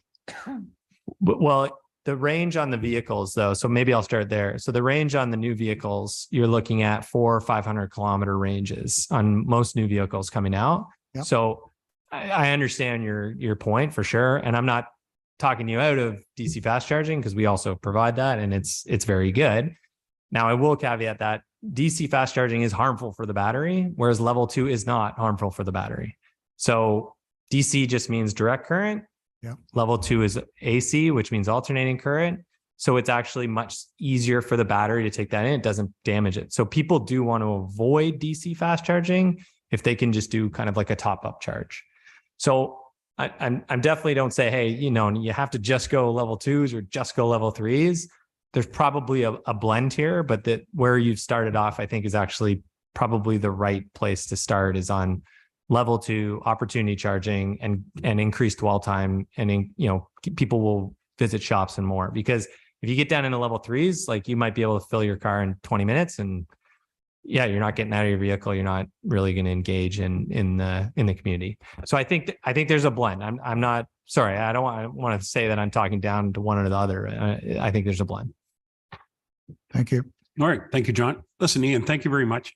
I think we've had some pretty good questions and we got a good presentation. So I don't want to delay it, but I do want to say that just as a commentary, I have observed in the years that I've been here since we installed the County of Simcoe unit over here in our park, it has increased usage. And I'm always surprised and impressed to see people, there, sometimes 2 cars parked charging and nobody around them. So obviously they're out visiting our community. So the theory is correct. It works. People will use these EV chargers and perhaps go and explore their communities. The best part is Clearview has lots of great spots to have chargers and lots of great places to go explore. So let's hopefully we'll find our way down this path. I do want to appreciate that you're here for this presentation. I just want to go to the CAO. Is there any further follow-up that staff are going to be doing with this report or with this information? I'm unsure as to honestly what staff person brought it here. Thank you, Worship. Terry and Dan have been in discussions with these gentlemen. Okay. They did a presentation to explain it to us and thought it'd be a good idea to bring it to council and the public to get an idea of what's out there and what's available for charging. Yeah, I think it's more of like an information kind of fact finding at this point. So hopefully it was useful in that regard. A lot of data to cover, but I didn't want to get too granular. So we're happy to answer any kind of follow-up questions, of which there probably be a few. Appreciate you being here again. So thank you very much for being here and thanks for the information. And we'll certainly take it all into consideration. Awesome. Thank you. All right. Thank you very much. So members of council, again, a resolution be it resolved that the deputation from Ian Hodgins from Combined Energy regarding EV charging stations be received. A mover and seconder, Mr. Beelan and Mr. Walker. Okay. All those in favor? Thank you. So that's received. Thank you very much. All right, members of council, we're going to move on. We're again, no public meetings. As I mentioned before, we're going to have a public meeting on Wednesday night at a special council meeting. Item number 7, approval of our council meeting minutes. Recommendation be it resolved that the minutes of the March 13, 2023 council meeting, special council meeting March 16, 2023, and March 2023 be approved as presented. Moved by Mr. Broderick and Deputy Mayor. Thank you. Any questions on the minutes? Seeing none, all those in favor? And the minutes carry. Thank you very much. Business arising for the minutes. Anybody got any comments from the minutes? Seeing none. Communications from the mayor. There is only one thing to report, and that was we did meet in closed session, and there is nothing for me to report from the in closed session as it had to do with the property matter. And so there's nothing for me to report at this time. There is a county meeting tomorrow, which is kind of a special meeting. And I just wanted to check a little poll of our councilors. The deputy mayor and I are going. Mr. Broderick is going. Is there any other members of council that are attending with us tomorrow? No, you're not going? Okay. I wasn't sure. I thought I better check. It's a sort of a training workshop with some experts in the field as far as local governance, as well as a visit from our integrity commissioner will also be at the county meeting as well. So I look forward to that. Deputy Mayor, do you have anything to add for county? Did you not go? You went to a. I was at, Yeah, go ahead. We've been involved. We're meeting on Thursday for the Ag Advisory Committee because that's starting to pick up a bit of stuff. Good. We have had, and that's involved with the county and also NVCA. For the rest, I think we both participated in everything to date, and tomorrow we're going to be trained for a long haul, we'll say. Okay. Looking forward to it very much. All right, so that's it for county reports. And so at this point, we'll go to our ward reports. And Mr. Broderick, I think you finished us off last week. So if you don't mind, I'd like to start with you. How's that, John? That gives Robert Walker time to think. I like to go back and forth from one side to the other. So you go ahead, John. Thank you. All right. March 14th, attended the Creemore BIA planning meeting. On the 15th, attended the Clearview Chamber of Commerce working meeting. The 16th, the Clearview Clean Water training session. And the 20th, the Clearview Council closed session. The 21st, attended the Coffee with Council at Station on the Green. 21st, attended the Clearview Library Board meeting, and the 25th, the Sunnydale Hall working meeting. And tomorrow, as the mayor mentioned, we'll be attending the training session in Barrie, and tomorrow evening, the Creemore BIA. That's it for me. Oh, thank you very much. Again, I look forward to seeing you there tomorrow. And I may sneak down to the BIA meeting tomorrow night. Depends. If I have nothing else on my agenda, I may join you. Paul, would you like to go ahead? So as was mentioned, there's a whole bunch of us were at the coffee with council the other day. And it was really nice. And for the members of the public, it was a great opportunity to meet with several people in the Creemore area. And we will be doing it, I understand, in the other areas as well. So please spread the word when you see it on notice. We'd love to talk to the people and hear your issues, and we'll, talk to people about it. This Thursday, I will be attending a meeting at NVCA in regards to the Ag Advisory Committee, because agriculture is becoming a hot topic and some of the new policies they're trying to create. So it was nice to see the NVCA here tonight and talk about that sort of stuff. And also just a little plug as far as a community event.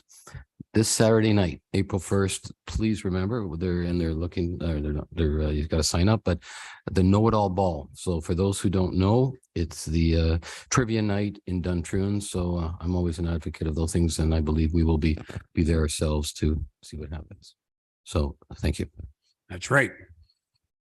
I'll be there. We're on a team. It'll be fun. Yeah. Looking forward to it. All right. Phyllis Deneen. Councillor Deneen, how are you doing?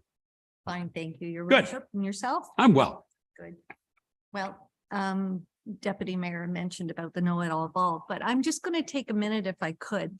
More of a community announcement. I just want to say thank you to the town of Wasaga Beach for hosting the Power of Community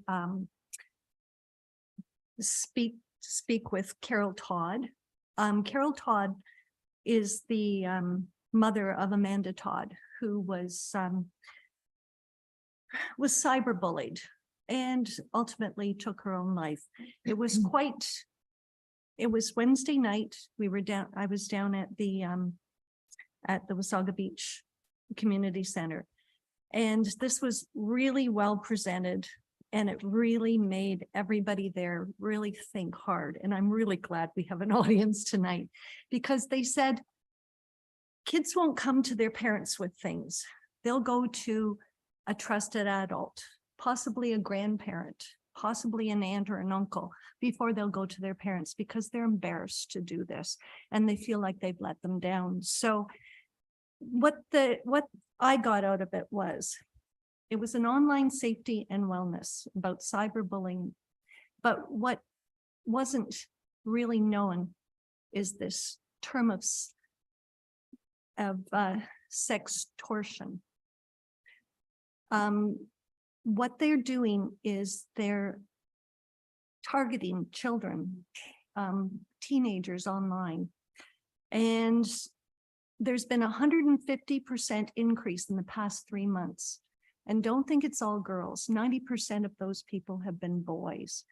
And what they do is with girls, it's very different for girls than it is for boys. Normally, the girls are asked to post a compromising picture, and then they're asked for more and more and more.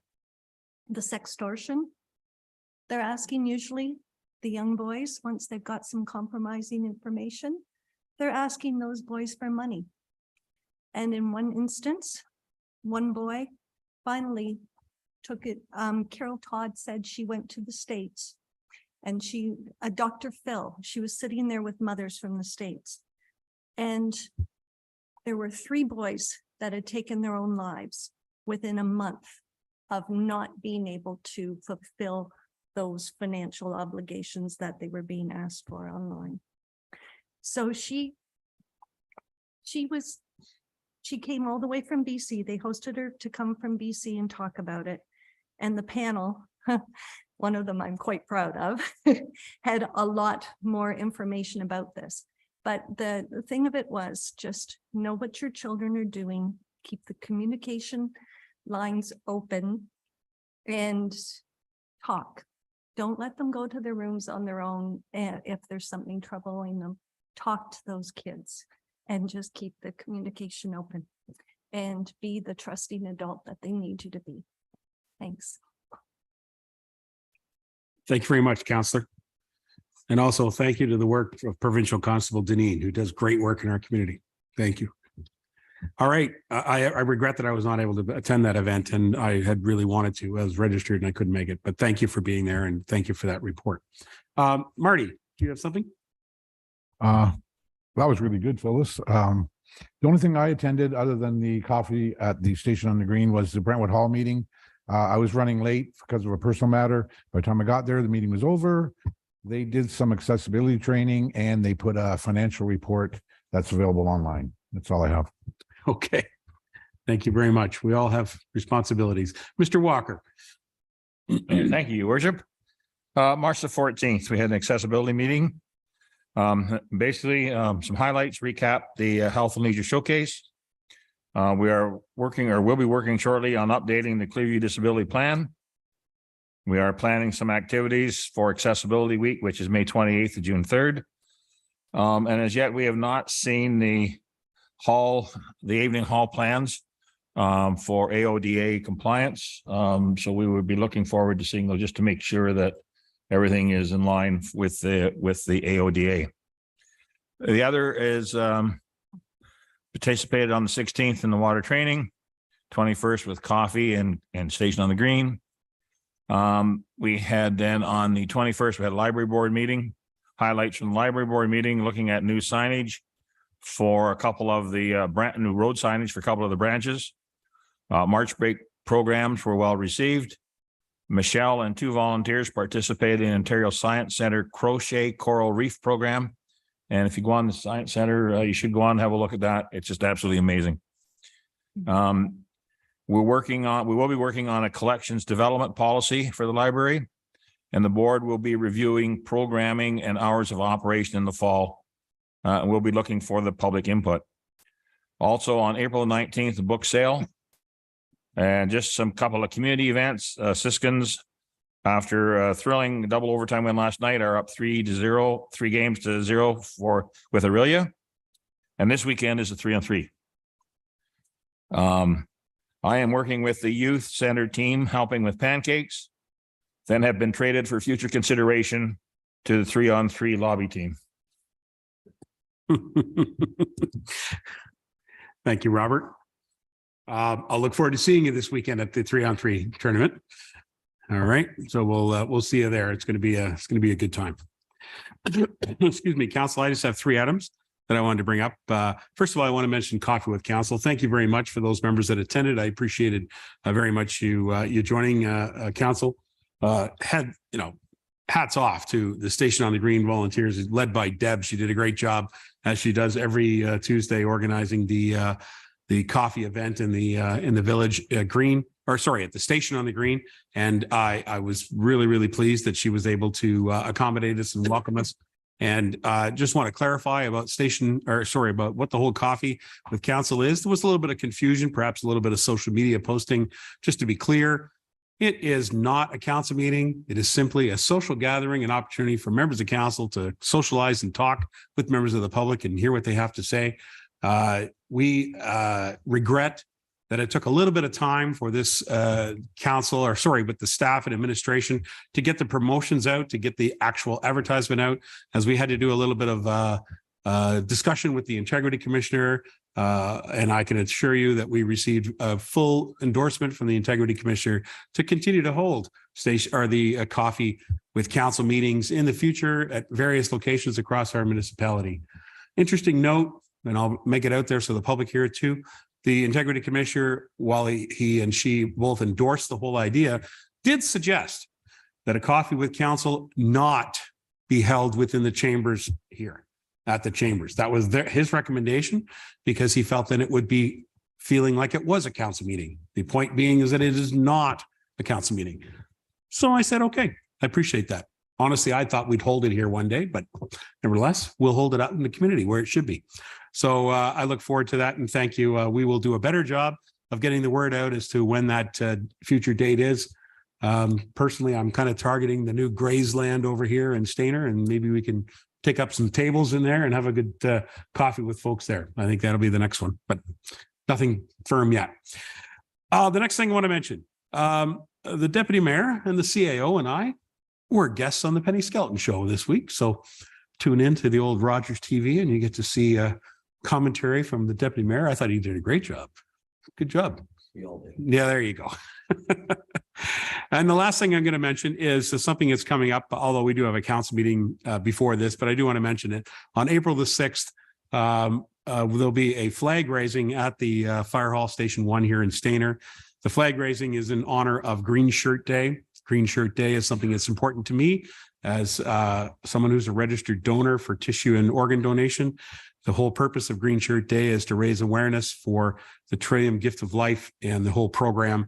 And I encourage people to go to beadonor.ca and register their intentions in regards to organ and tissue donation.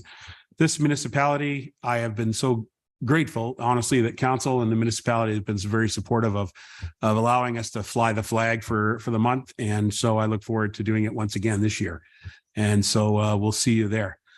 FYI, the official day for Green Shirt Day is the 7th, but happens to be, we'll do it on the 6th over at the fire hall that day. All right. Look forward to it. Thanks very much. Okay, guys, let's move on. Again, the report from Councillor MacArthur has been withdrawn, so it's not on this agenda. So I'm stroking that off. We're at item number 12, our department reports and bylaws. Planning and building is our first one. It's the report PB 014-2023 Committee of Adjustment for March. And so be it resolved that report PB 014-2023 dated March 27, 2023 be received. Mover and seconder. Mr. Broderick, second. Mr. Walker, thank you. Any questions on the Committee of Adjustment report? Seeing none, I'm prepared to call the motion. All those in favor? That carries. Thank you very much. Next item is the tender for the Evening Community Center Accessibility Inclusive renovations. Excuse me. I'm going to read the full recommendation. I'll look for a mover and seconder, and then perhaps we can hear from Terry Vachon, who's here with us. Be it resolved. Report PCR 004-2023 dated March 27, 2023 be received. And further that the tender 2023-002 PCR be awarded to IHC General Contracting Inc. For the addition and renovations, including option number 2 to the Evening Community Center in the amount of $1,352,370 plus HST. And further, that the additional cost estimates by RJ Burnside and Associates and Allen Avis Architects, Inc. in the amount of $82,000 plus HST to oversee the structural components inspection of the building and engineering consultation of the project be approved. And further, that a bylaw be enacted authorizing the mayor and clerk to enter into an agreement with IHC Contracting, Inc. I will look for a mover and seconder on this motion. Mr. Broderick, is there a seconder? Mr. Beelan, thank you very much. All right, council, I'm going to go right to the general manager. Terry, it's been quite a road getting to this. What would you like to say about your report? Thank you, Your Worship. Maybe just a couple of quick highlights. So the tenders came in at approximately 1.35. The 2022 estimates that were provided through RG Burnside through their report was approximately 1.27. Being consistent with the Sunnydale Hall tenders that came in a couple of weeks ago, the building construction price index was at approximately 13%. Our anticipated costs was going to be approximately 1.43. And the tender came in at 1.35. So there's about 135,000, Your Worship, to kind of ballpark it, a little bit less than what we anticipated. If you recall, the Sunnydale was approximately 130 over budget. And the Evening Hall kind of came in at approximately 130 under. Another quick highlight, our treasurer, Ms. McDonald, has provided in the report the reserve table. So under her guidance and her information, we're looking at a balance for the reserves of approximately minus 323,000 based on these two tenders, effective January 1st, 2024. So with that, Your Worship, I'm available for any questions that council may have. I'd like to ask the first question, and that is about that commentary about the balance for the reserve. In my role as mayor, many times as projects progress, there are payment structures as this project progresses along. In fact, I'll share with you, I signed a check today for the part of the work that's was done at the Public Works building, the new Public Works buildings. So we don't pay these projects in whole right up front. So there must be some type of payment schedule when we enter into an agreement with this contractor. Terry, is that correct? That is correct, Your Worship. Okay, so this project, I'm just going to guesstimate, would not be completed in 2023. Would it? No, sorry, Your Worship. Yes, the project construction schedule, which is part of my report. Oh, I must have missed that. Sorry, yeah, it's on page 2. We're looking at a ready for takeover November the 3rd, 2023. So you really think it will be completed in 2023? That's what the tender is, Your Worship. Wow. Okay. So I was thinking that we would be paying for it in 2024. All right. So we'll have a deficit, then we'll have to have the treasurer explain that or find results for that. Sorry, Your Worship, maybe just to help clarify as well. In that table that the treasurer provided, she has a balance transfer to the reserve of 250,000 effective January 1st, 2024. So that in fact is next year's transfer to the reserve, if that's what you're referring to. So she's already taken into account that 2024 transfer. All right. All right, I'll let members of council speak and then I'll think about this again. I didn't see anyway, okay. Any members of council? Yes, Mr. Beelan. Thank you, Your Worship. Terry, did you get an explanation from that company as to how come the siding was so cheap on their 1A item? So through you, Your Worship, to Councilor Beaton, no, we did not do that background check on why the siding was cheaper. If I can, it's so much cheaper, it looks like they probably couldn't do it for that amount. Right. If I could further clarify, Your Worship, through you to Councilor Beelan, the siding was an option of the tender. It's actually not part of this 1.35. That would be an additional option that may be entertained by the hall board with their funds or with Clearview Township at a later date, but the siding is not part of this option.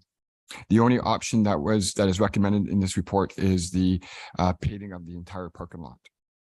True, but for that option, they said they could do it for $1,600. It just sounds, if we said, yeah, go ahead with the 1,600, whether, the hall board pays for it or not, it just seems really cheap for them to be able, could we find out from them how they can do it for $1,600? Yeah, through your worship to Council Beaton. Yeah, we absolutely can. And we'll clarify that.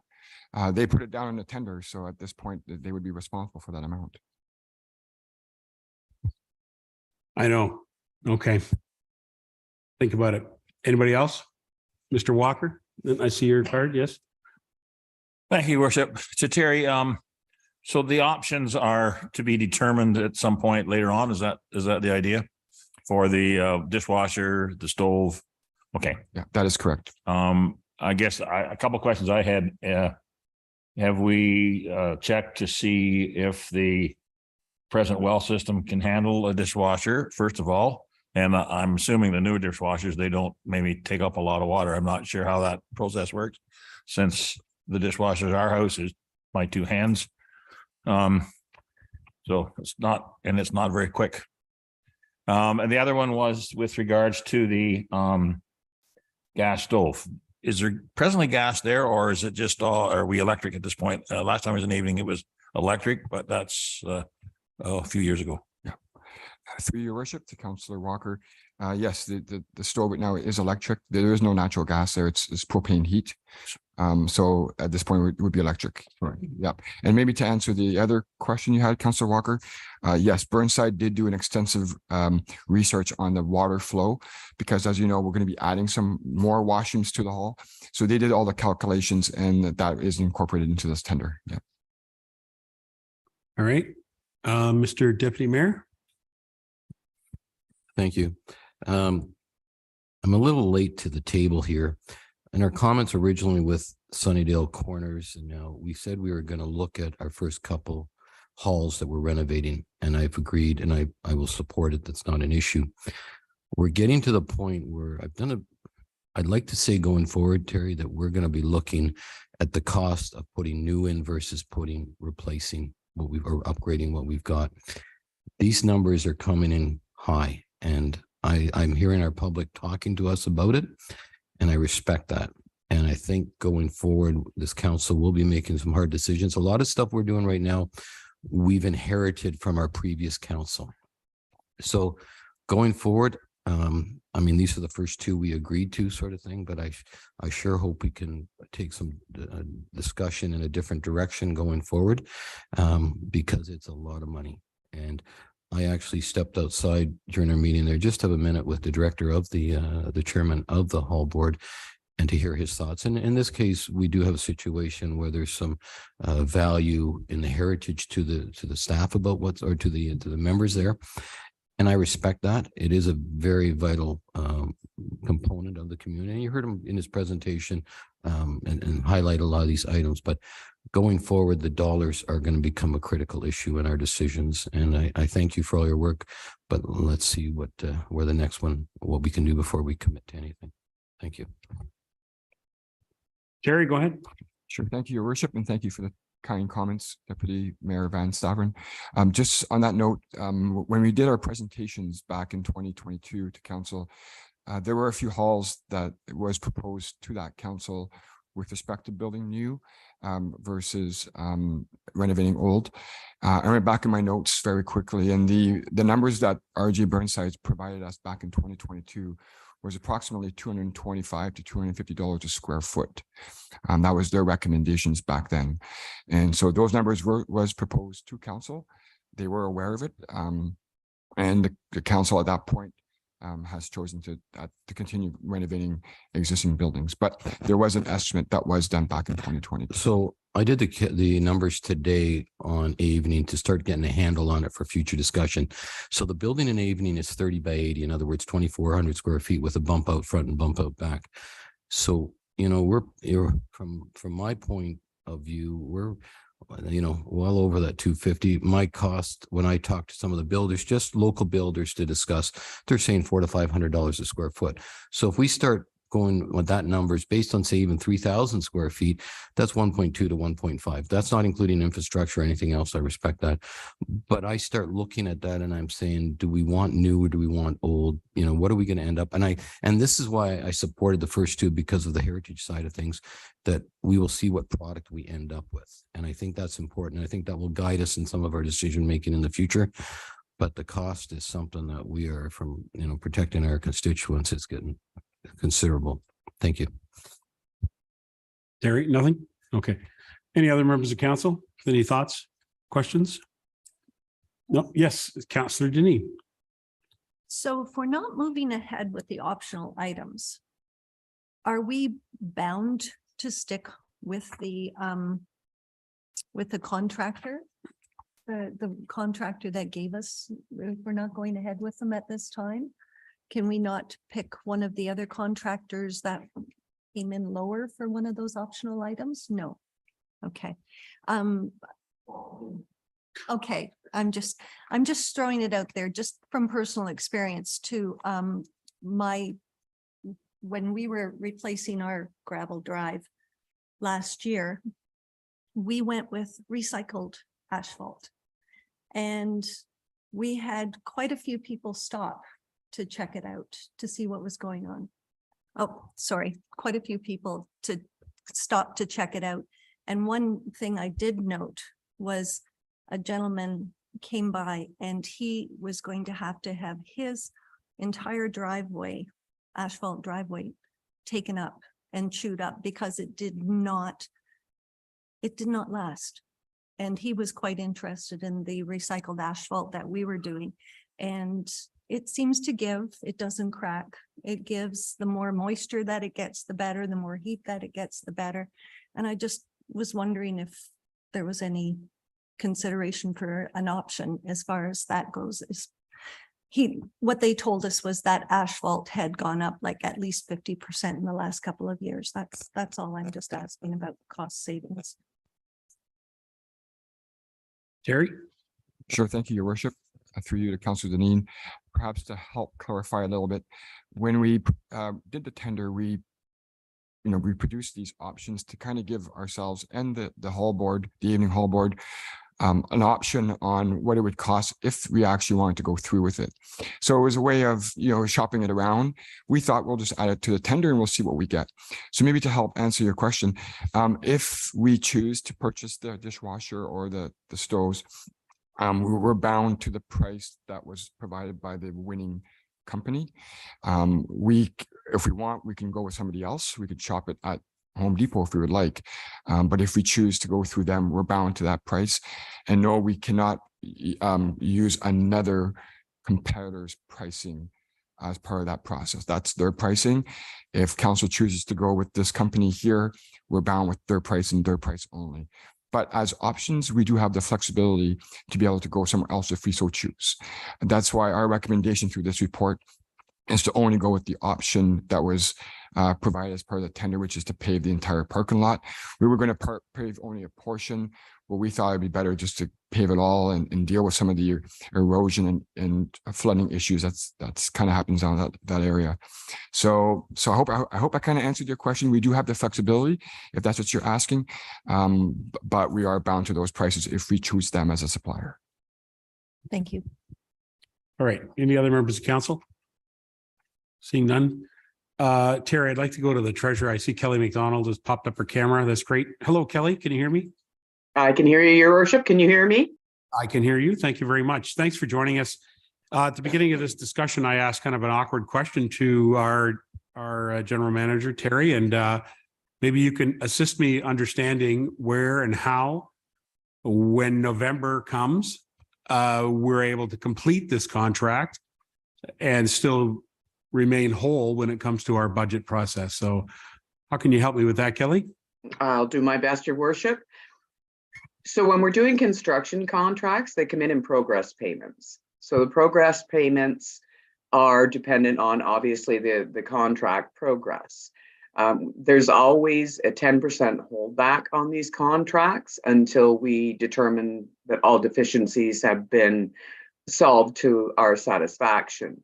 So that's why I've taken it to the January 1st date, to show that in reality, the last payment to the actual check going out to the contractor may not go until January. Okay. That's where I was trying to connect this conversation, because I'm pretty confident our works department are using the works building right now and it's fully operational. And yet I just signed a check for them today. That's kind of where I was thinking, that I don't think we write the check on the last day. We hold off a bit. So, okay. Thank you, Kelly, for that. And Kelly, one other thing. I see in your notes, you're putting in the contribution to the reserve fund, which is already in the tax, in taxation. So that's already a program that's already happening, and that's how we've been building the fund so far. So you're including it in the 2024 budget ask already, correct? You are correct, Your Worship. Okay, and it'll be up to council to whether we increase that or do with it as we please, or as we can. Okay, thank you, Kelly. Thank you for the treasurer's input. All right, is there any other discussion? Any other comments?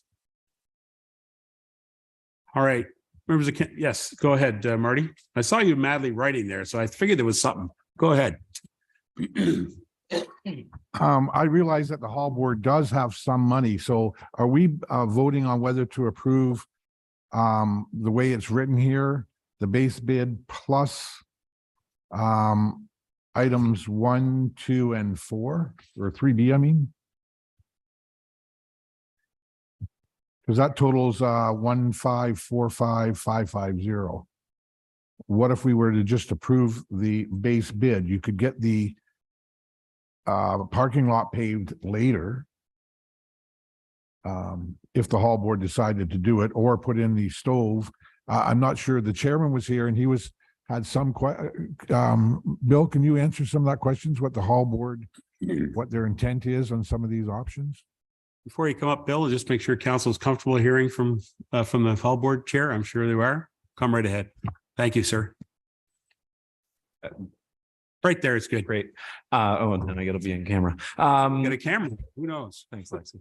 The hall board has when we restarted this project, this process last year, the hall board struck a fundraising committee at that time. We have a fairly aggressive fundraising plan. The communication that we've had with the general manager is that the add-ons would be where the fundraising comes in. So we talked about under the current plan, the back of the hall would be the part that was added on to. So the question about siding would be to side the entire hall, and that would be a cost that we would fundraise for.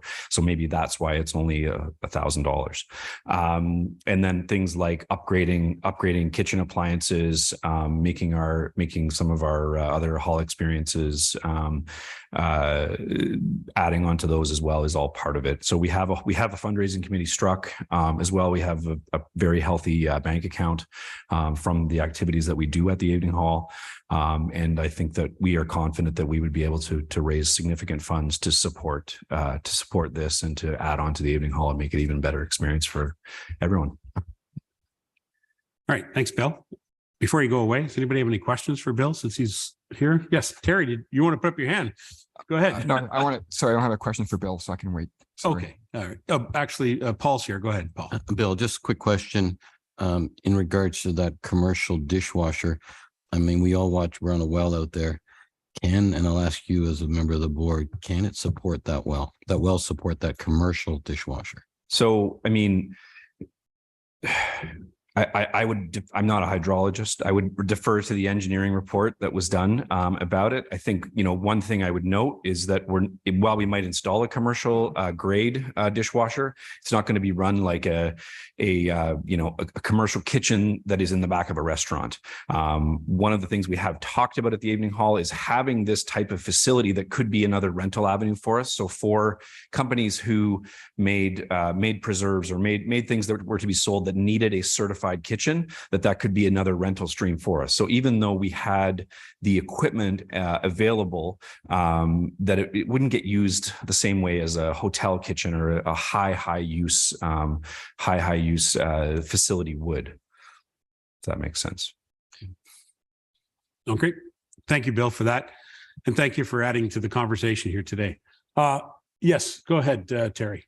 Thank you, Your Worship. Just to help clarify Councillor Beelan's comment, I just want to make sure council is aware, as per the recommendation in the resolution, council's been asked to approve the tender, which is the bid base, with option 2 only, not option 1, 3, or 4.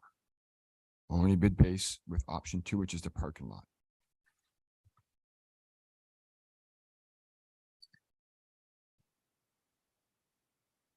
That good? Marty, you're Well, I just see calculating? table 2 and it's got option 1A as well and 3 as well. 3A. Sorry, again, to help clarify, Your Worship. Yes. through you. So that's part of the bid summary, Councillor Beelan. That's not what you're approving today. They're just giving a breakdown for the different options for the different companies that provided a bid. So you can see what they've all kind of bidded, but the recommendation is only option 2 with the base bid today. And we'll look at options 1, 3, and 4 at a later date. Yeah, I see that. Which is the siding, the dishwasher, and the stove.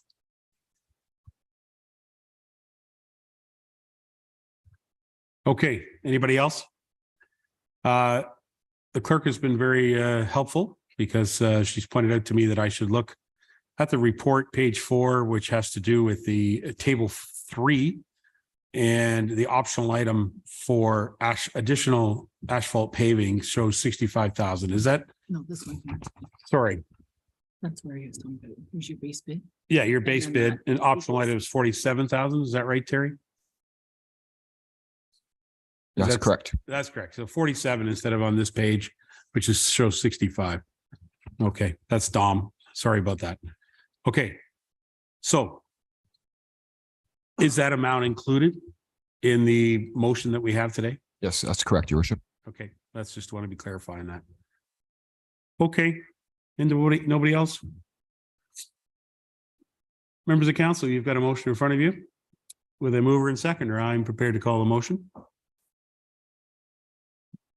All those in favor? And that carries. Thank you very much. So we will be moving forward on this, and I fully expect that, Terry, we're going to hear from you as this project moves forward. Yeah, yes, if you want, Your Worship. Yes. Just to help her, there was discussion about the next halls. As I mentioned at the previous council meeting, I will be coming to council in mid-spring. Yep. With the next 2 halls and start having those discussions. Okay, well, that's great that you're volunteering to do that, because I have to tell you, there's been a little talk about whether we were going to ask you to do that in a motion. So thank you for working with the CAO and the clerk, and we'll make that happen. Okay. And to Chairman Bill, all the best to the volunteers. Thank you. All right, council, we're going to move on. We do have actually, if you don't want to leave yet, we got a story about hall composition here to talk about, which is a motion that's been brought forward by our legislative services. Lexi actually was a part of this. So I'll read the recommendation and then I'll look for a mover and seconder, and then we'll have a brief report from the Legislative Services Department. Okay, be it resolved that report LS 012-2023 dated March 27, 2023 be received, and further that the maximum number of members to be appointed to boards and committees for the Township of Clearview be set at 7.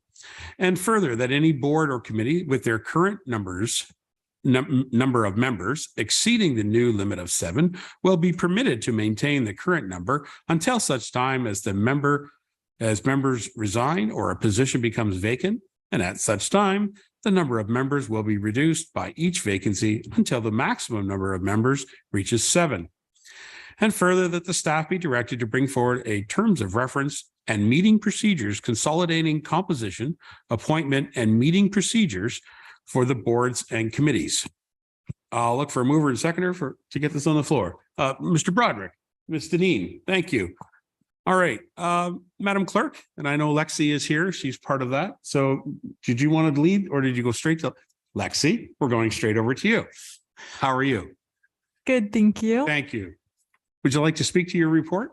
Yes, so this report was brought forward based on the recommendation passed by council, and it would set a standard number of 7 members as the maximum for each hall board. At the current time, there is a maximum of the number appointed at the beginning of the term, which varies across each hall. So this would set a uniform standard, 7 being an appropriate number to run the functions of the hall, and put a maximum so that there's not too many members for each. And again, you're speaking that these would be the members who are serving as the appointed members to the board, not taking away from the great volunteers that serve the hall boards. Correct. There's no limit on the number of volunteers. Okay. Any members of council have any questions to Lexi or other members of staff? Robert Walker, yes. Thank you, Your Worship. Yes, thank you for the report. I mean, I was one of the ones that kept asking why we keep adding more and more members as we've been moving forward. I think 7 is a great number. That does not stop the others from going to the meetings because all meetings are public. So neighbors or those that want to sit can go to those meetings and voice their opinions. They just can't have the opportunity to vote. So it's not stopping participation in any way from those that want to be involved in the hall. So I think it's a great compromise to go to the 7. It helps with quorum, but it also we're staying with the numbers we have until such time as through people leaving or the next time we advertise for halls, we stay with the numbers that are presently at the boards at this point in time. So Very good. yeah, I certainly support this direction. Thank you very much, Councillor. Any other members with any questions? I see the deputy mayor. Yes, go ahead.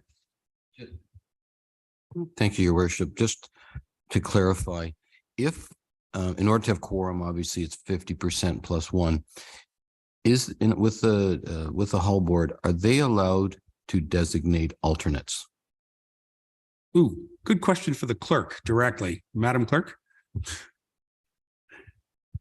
Through Your Worship, no.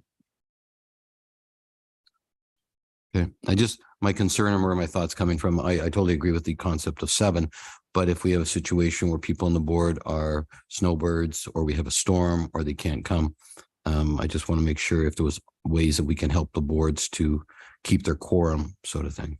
Mm-hmm. Just a quick comment, that's all. Sure. Can I just ask, the boards can use the hybrid format, correct? Where they can have meetings where some people are present and some people are on hybrid, much like this meeting tonight? Not all of them can. They aren't equipped to go to the hybrid model because of the technology offered at the halls, but they can go entirely by Zoom. They can meet or entirely in person. Okay, but the option is available through our procedure bylaw. They could, if they wanted to exercise the technology available to them, they could do it, but it's not, they're not being prohibited from doing a hybrid meeting unless they have no technology, right? Okay, we're getting there. Through Your Worship. Yeah. Yes, Madam Clerk. Right, through Your Worship. You bring up a really good point. There have been requests by some of our boards to be able to host hybrid meetings. One of the concerns is we do have a number of boards that do not have service. Right. So whether it's internet or cellular service, once you open that up to one board with regards to hybrid, then we'll need to look at different ways of providing that service to the other boards that Okay. do not have internet service. I appreciate that. I look at it that the hall boards and all of our committees, whether they be hall boards or not, are still subject to the procedure bylaw, and the procedure bylaw allows us as council to meet in hybrid or not. We can meet, so I think that they're subject to that as well. So I'm disappointed to hear that we would restrict that, but I can appreciate the technological challenges of each of our individual halls. If you've ever been to Dunedin and you get stuck down there and your cell phone doesn't work, welcome to Clearview Township. So there you go. But I appreciate that. So I just thought it's an option for members of our hall boards to consider that. If the technology is available, they could utilize that. Some of our halls, like Nottawa, have Wi-Fi available all the time. I know that. Not sure about Brentwood. I think they may have it. I think they do, but not sure. But nevertheless, no, they don't. She's shaking her head at me. I was talking to Chris about that. He said that it works fine, but okay. Anyway. Okay. I have no other questions. Unless anybody else does. All right. Members of council, we have a motion in front of us. We've had a nice discussion. I want to thank the staff for putting this together. I'll call the motion. All those in favor? And again, carried unanimous. Thank you. Okay. Community assistance grants and proposed amendments to the grant program. All right. Be it resolved that report LS 013-2023 dated March 27, 2023 be received. And further, that a grant in the amount of $1,000 to the Royal Canadian Legion be approved. And further, that a grant in the amount of $2,000 to the Clearview Stainer Food Bank be approved. And further, that staff be directed to amend the Community Assistance Grant Program policy in accordance with the recommendations outlined within the report LS 013-2023. And so the report does have that information in it. Perhaps we'll ask for a clarification. And a mover and seconder on this motion, Deputy Mayor and Ms. Deneen, Councillor Deneen, as they are the grant program volunteers. Do you want to speak to this first? I think we can do this together, Phyllis, because if I missed stuff.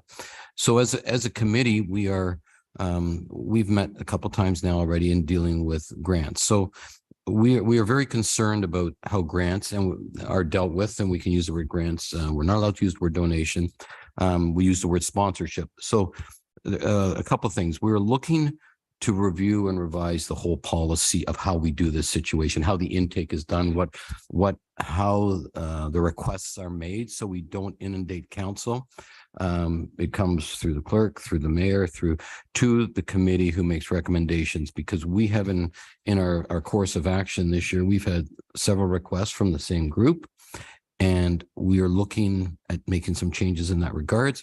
We also are looking at having a name change to reflect the change of type of committee we are running. And I'll let Phyllis talk about the actual applications we're dealing with right now and add to what I've said already there, Phyllis. Thank you. Go ahead, Councillor Deneen. Thank you. So the Clearview Stainer Food Bank put in a request for $2,000, which was approved. It's, of course, to provide food and essentials for individuals and families who are struggling to put food on the table. They didn't initially put a request in because one person thought another one was doing it. So theirs came in after the fact, which we appreciate. They have had an influx in the last little bit, even since COVID, that they're now servicing about 50% more families than they were before and during COVID. It's just steadily rose for them. The Royal Canadian Legion, it's Stainer, Creemore, and New Lowell. And they're hosting a roast beef dinner in recognition. It's of the 75th anniversary of World War II. And it's to be held in Creemore at the Legion. But this is 3 years after the fact, two years after the fact. And they've requested an amount of $5,400. We've done $1,000 donation. The reasoning behind that was to cover costs in transportation and printing of invitations for that, rather than sponsoring sponsorship when there's actual charges for the food being made. So that's what we want to change here, is we want it to be written requests for sponsorships to not-for-profit organizations. And if individual members of council want to bring forward recommendations, they're looking at maybe going to the committee first rather than bringing them directly to council. And the other thing we were trying to streamline was deputations and having them come, any requests for that to be coming to the grant assistance and sponsorship committee. That was what the purpose of changing the format for this is. And going forward, we will just ask for a new bylaw. And we'll work with staff. We'll ask staff to go ahead and streamline the process a little bit more for us, just to make it a little easier for us to look after all those requests in a timely fashion. All right. Thank you, Councillor. I think the deputy mayor, as Maury wants to add. Yeah, Go just ahead. add to that, and I think Phyllis has hit it right on the head. We don't want council to keep inundated with the same applications. We'll control them. We'll bring recommendations forward. Now, to understand in our planning thus far, we have used the clerk, we have used our CAO, and we have used our treasurer, and everybody has a little bit of input. So we'll be going forward with council's approval to review the policy and bring forward what Councillor Deneen said and streamline the whole process and control our monies that way. So, Your Worship. All right. Thank you very much. Any questions from other members of council? No? Okay. First of all, I want to thank the clerk's department, as they've always looked after this area of our council function. And I know that the previous deputy clerk spent many hours sending out letters to remind organizations about the intake deadline that was always looming in October, November. And so I appreciate the work that the clerk's department did.